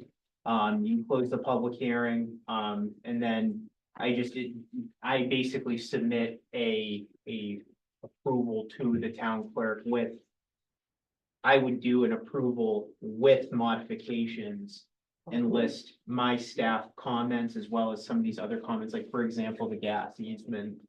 That would be my motion, what I would suggest for a motion for this. You clarify what? Approval? No, ma'am. Hold on. Okay, so I'll repeat what I said, so. And please listen carefully. The approval for a preliminary subdivision is just indicating that the applicant here, Mr. Petrosi, has submitted the full application for our zoning bylaws and has also had a public hearing to basically vet the process with the board and abutters. So that's all that the approval is just an indication that he has done that. It does nothing more. It doesn't, there's no approval to build this. He would have to submit a definitive subdivision plan to do that. So that would be step 2 as part of this. This is the first one, the first step. So that's, Would you ever consider, because 10 years ago, there was, when this was being developed, a much larger initial, at least it was unmasked right away, because it was 100 homes, then it was whittled down to 80, and then it was whittled down to 70. Okay, that was the process. One of the meetings I recall was both the planning board and the conservation together to hear the discussion. Maybe that's also something important, because this does impact. This is impact in so many ways. So I found then that very helpful. So perhaps a consideration, I'm not saying you should do it or not. That's one. The other, I would suggest, so I received the letter because I have a tributary on my property. That feeds the lake. Yep. So, and because of the vernal pools, that's why I got that. But a lot of people around, Lake Hiawatha did not get it, did not get notice about this meeting. The people found because someone finally posted on Facebook. And I think that it would be, a decent thing for the residents of Bellingham that live in and around Lake Hiawatha and side streets and that would be affected by this, to also receive notice to attend. That's, yeah. Can I ask you a question? You mentioned vernal pools. Are those national heritage through the state or are those Bellingham bylaw? No, by the way, Bellingham bylaw. they are, They're two different things. if you go to wetlands, Massachusetts wetlands. That's so state, that's state It's then. a state Okay. protected, So- and there are very, So it's a very scientific thing that you just brought up. okay. But I will say that Bellingham also has bylaws Oh, yes, about I vernal know. pools, which are more inclusive. Exactly, good, yes, I But know, that's jurisdiction of conservation. I know. I was just curious. yes. So, and Thank- that's how this project initially, 10 years ago, was struck down, because the essence, there were things that were not flagged by the engineers at that time. And the Conservation Commission then did a walkthrough Mhm. in that whole area with maps and everything. And they were the ones that found that the pools and tributaries were not flagged. And these things are important, and I'm only mentioning, I don't, building is gonna happen. But how it impacts the quality of life and that environment. And by the way, there are a lot of historic old foundations in those woods. About farms that were probably 120 years ago. So, but they're not protected. And none of the stone walls are protected by Massachusetts laws. They're not, only if it was a trust or a state park. So, already there, some work has happened in there to put the lot numbers where they're going, and some stone walls have been knocked down. And trees. But, so what I'm saying is that it sometimes feels like what this lovely woman was saying, that we don't have, no matter where we are or what we say, that it matters. That we come here and I'm not trying to stop development. I mean, Bellingham is growing faster than, you blink of an eye. but sometimes it feels like it like like concerns. That's all it is, it's a concern. That they don't matter. That's all. Oh, you heard my comment earlier. Well, yes, we listened to you. Thank you. You're welcome, and thank you very much for all your input. So, Rob, this is procedural in essence, correct? Correct, that's, yes, the procedural Okay. process. So this evening, if it's if you let them know what it means if we vote yes. Just. There are, You don't have. it's a process I know. that moves on. It's not saying we're allowing this, All right. okay? We have a lot, we don't feel comfortable. I just have a really quick question. So if this goes further at all, those of us who are within the 300-foot buffer will get another letter. Correct. But I Correct. believe there should be more. Correct. And our agendas are online as well. So if it goes before conservation, will Same thing. they have to notify 300 feet around too, right? You get two, one for planning process and then one for conservation. Okay, so it's not we have to keep up with it type of a thing, we will get notified. Correct, yep, Okay. yep. We just have to, we just have to talk.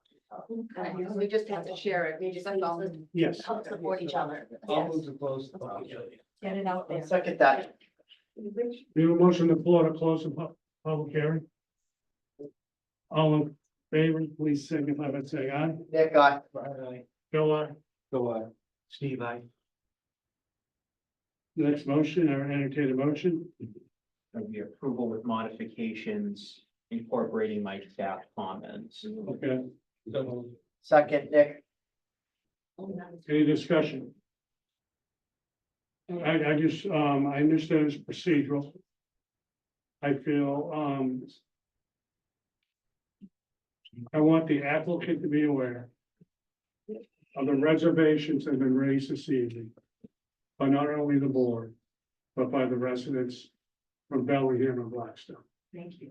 Although this is simply procedural. And it's the next step. I've heard things this evening. And I don't feel comfortable with. At one point, you say you don't want to build the houses, then you say you do. I have reservations, but I will call for the vote. Nick, I. Friday. Bill, aye. Go on. That motion passes, so we now proceed to the next step. You heard us say, I have reservations.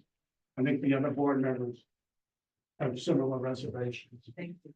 Thank you. Please continue to come to the meeting. Oh, no. Stay don't worry. involved. Yeah. Stay involved.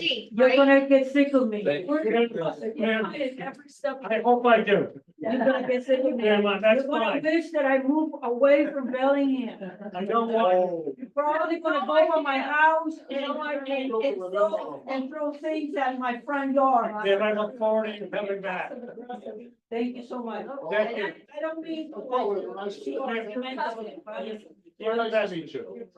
You're invested. I appreciate it. Yeah, our eagle is beautiful. I never knew that. Yeah, we have an eagle. How often do you see? Well, I saw it yesterday in the summer. I'm gonna knock down. I can't wait. You still in the meeting, man? Thank you. Good night. See you later, Mercedes. We all paddleboard, so in the summer, we hook our paddle boards and everything together on the lake. So we were all laying on the lake and we saw him and he came down all around, and took a fish like right from next to us. And like made the water like low. We were just all like astounded. It was stunning and spectacular. What's the view? It's a wonderful eagle. Yeah, beautiful. And then there's a younger one too. So That'd be great to get on camera.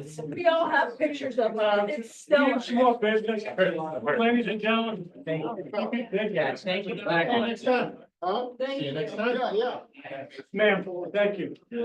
As always. Welcome. Welcome next Thursday. Yeah.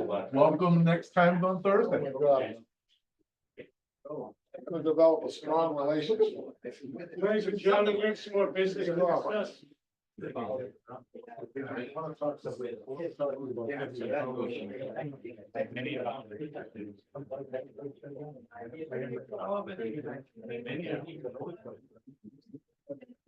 We have some more business to discuss. Thank you. Thank you. Thank you for coming. All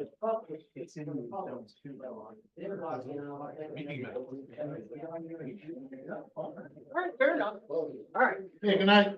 Have a good night, Lou.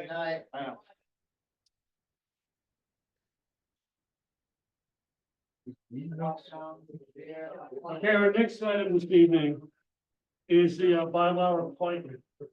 I have the opportunity, we have two people, Well, keep going, sorry. we have two people who have expressed interest in this. I've asked both of them to articulate the reasons why they should be on the board. Who would like to go first? Okay, well, Yeah, that's fine.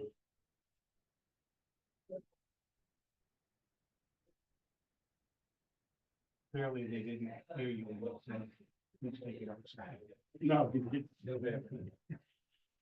They never did. To answer your question, I thought of where the planning board changed zoning for a particular applicant with bond ban. Never actually heard of it. Okay. Oh, that's. Yeah. You're right. It came to me after the fact. Yeah. Rob, whatever was sure. I'm ready for Rob.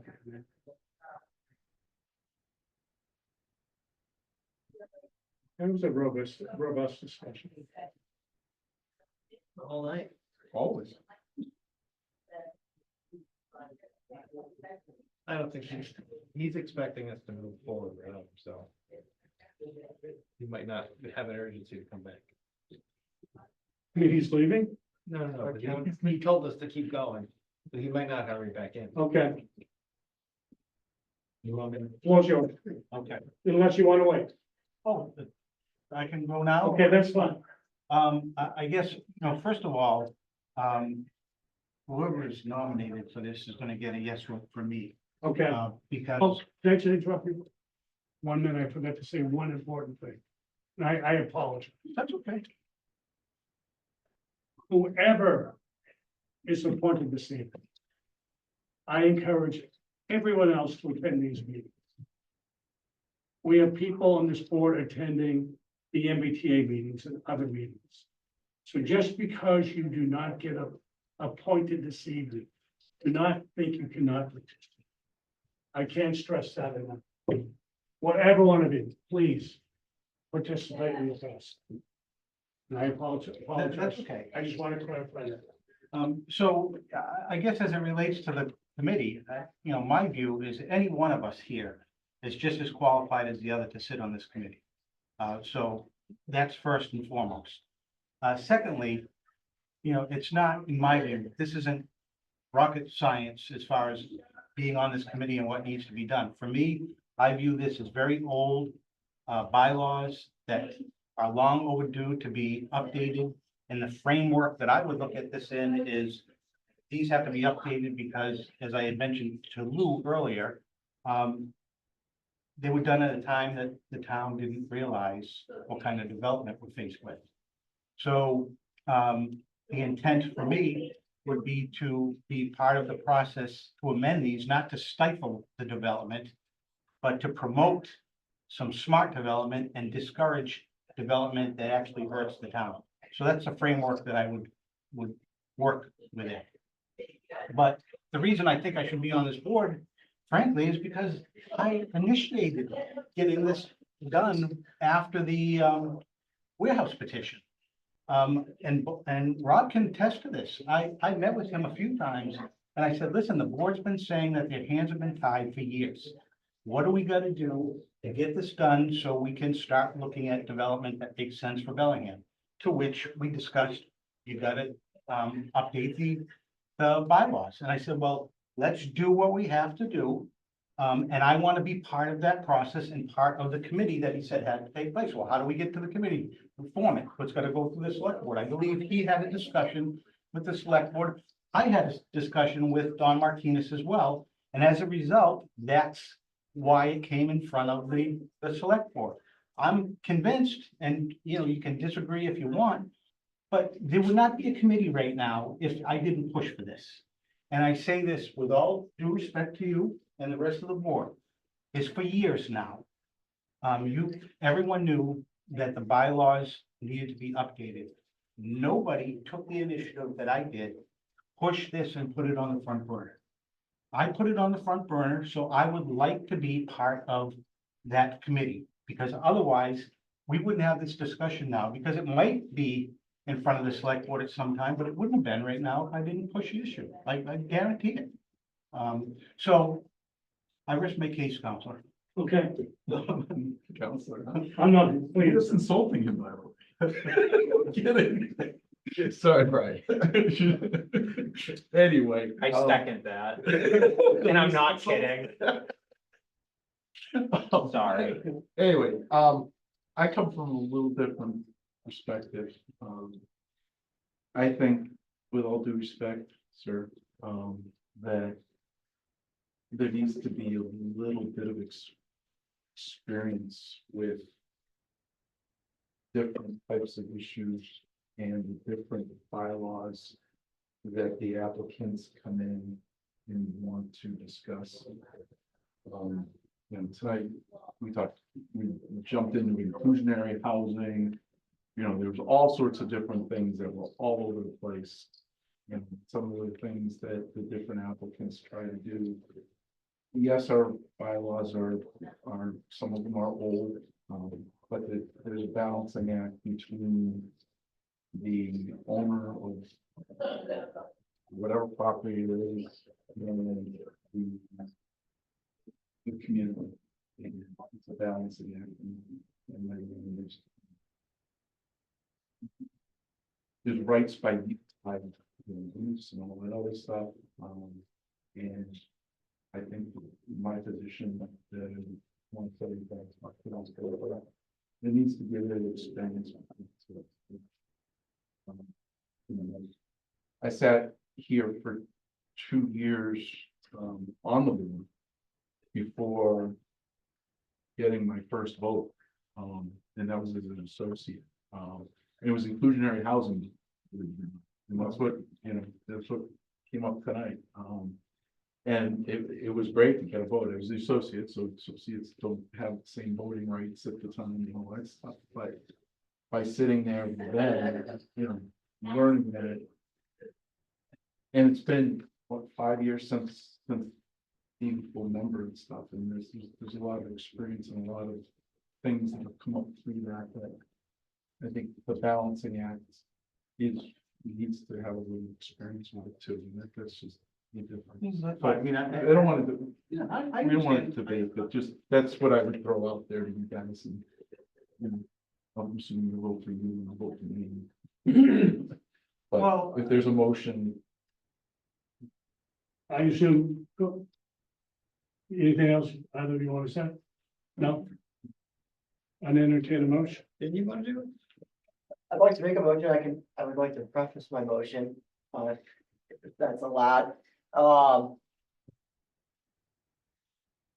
Feel strongly, experience is going to be very beneficial and valuable to the committee. I personally, attend every single MBTA subcommittee with the exception of 1 or 2. And I believe, and I think Rob will tell you and Billy will tell you, that every comment that I make is received the same way that it would have been received if a committee member made the comment. With the experience, I'd like to make a motion to nominate Phil. But I would encourage you, and I hope that you attend every single meeting. And I think you are going to contribute. I think you're both going to contribute. I think we all should attend them. So I would make a motion to appoint Phil to the committee. I thought you said you wanted to do it. You don't want to be part of it? What? I thought you wanted to be. Oh my gosh, guys, my schedule is Brian, you said you wanted to do it. I've done a lot of these committees. Yeah, I was being sarcastic. I was. No, my schedule can't handle it, but I will attend the meetings. So. Do I have a I second? have made a motion. I'll second. Any further discussion? Call for the vote. Yeah, God. Brian. Bill, aye. Bill. The motion passes unanimously. I want to thank you both for your presentations. I encourage you. You, good Oh, job. I will. I mean, I do, You made all valid points. I know, I just, this should have been done years ago. I So agree. it's a little bit of a head scratcher to me, but I'm playing nice in the sandbox. Okay. So, Steve, but yes. If Jim Cuffer didn't leave 2 years ago, or wherever long, this committee would already been going. The idea, the impetus to change zoning bylaws was, the strategy for years past was bite-sized and incremental, do it as we can, because you see what happens when you go to town meeting. If you go with, and we've done it in the past, big things get shot down. So I appreciate what you did, but you're revising history a little bit. There's been an ongoing effort to look at the zoning bylaws. It really has, and if Jim was still here, we would have been 2 years into this process. So I think that what you said is true, but take a bigger picture before you take credit. Things that have been going underway for at least 7 years, at least. well, but listen, I understand that everybody has known that these things have to be taken care of. But I'm sorry, I pushed this to the front burner. I didn't create the need for it, but I created the urgency for it. And without that urgency, I can guarantee you, this would not be discussed today. We appreciate that. And so I just, listen, I want to take credit where credit is due. I put this on the front burner, and You're entitled to your opinion, but in broad strokes, in the longer, in looking at history from a longer point of view. well, someone should have done this a long time ago then. And it has been done, so. But It's for me, I'm just saying in general, for me, I'm a person of action. And town government often has wheels turned very slowly. I come from the private sector where I don't like wheels turning slowly. I like them to turn faster, I like to see results, and I like to see things happen, not rush to the sense where things aren't being done correctly. But, let's not come to a screeching halt and have things, drawn out. And that's what happens with town government. It really does. I see it because I'm here now and I've seen it from the outside and I come from the private sector. So, I'm not saying this is a bad thing with what happened today. But I just want folks to be aware of what I've done and why I did it. someone around in the block. No. Nope.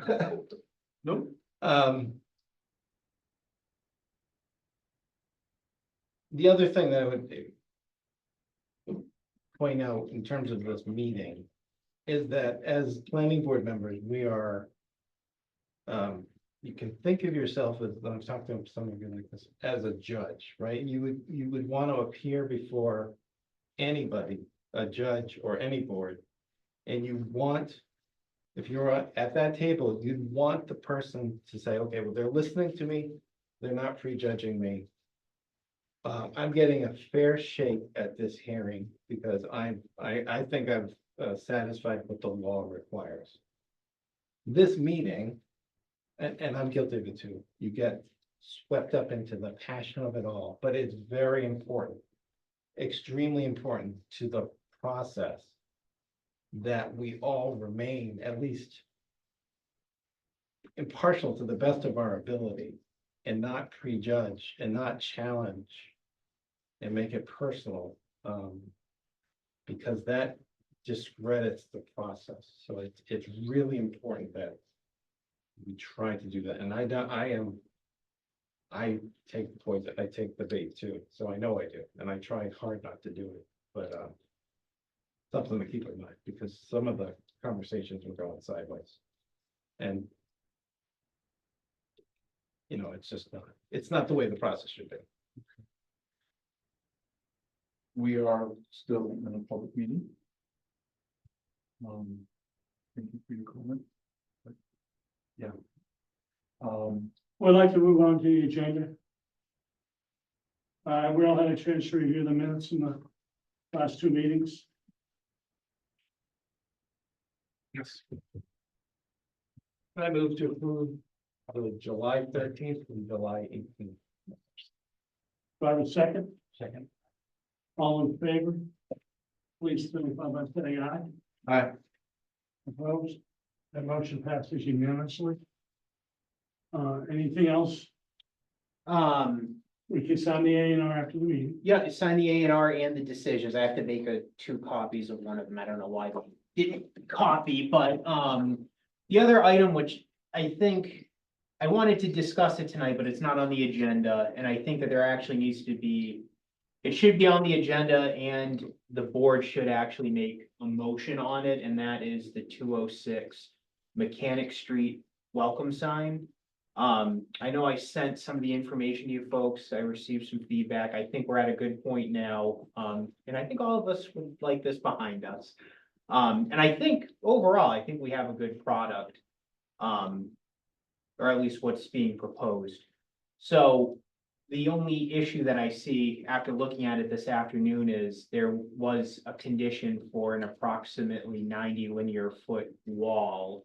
And there was discussion with the developer on if they do the 90 feet, it's gonna go down the road. It's gonna be really high if they keep it that same elevation. They're talking about maybe adding additional trees. What I would like to do is actually get it in, get something written that the board can actually make a motion on. Because it is a variation of a condition and that should be on the agenda. So that's all. Which I can have for the September 13th meeting. Okay. So you want, You're talking about trading feet of the wall for vegetation. Correct, because I know that was something that was brought up during our site visit, that there were areas of sparse, like, you know, the arborvitaes, and there's an area that has just shrubs. Which will be very nice when it's mature, but it'll just be nice to add, because there are really nice trees that they proposed on Maple Street, and I know that those are pretty pricey, because those are big trees. So it'd be nice to, I can spell that out, you guys. okay, so that'll be an item in our next meeting? Correct. Okay. Yeah. I was gonna propose something else tonight, but it just, you know, It's been a long night. it's been a long night, and I think, you know, I want to make sure that everything's documented correctly, so. I'm fine with it. Yeah, and if there's any further We don't need a motion for that, do we? Or do you want a motion to have? I don't- Rob follow the process, and get us some. Yeah, I'll talk to town council just to make sure. It's more of an interpretation thing, so, let me work on that, and you might see it on the agenda for September. I'll keep everybody in the loop as we Okay. move forward, though, the best way to do that. Can I ask one question? No, Have you heard from everyone on their comments? yes, Okay. I think everybody's commented, at least verbally or via email, so, yep. Well done. Brian, you Motion to adjourn. don't want to say goodnight, Bellen? Okay. I'm gonna second that. All in favor, all at once, say aye. Aye. Aye. Aye. Good night.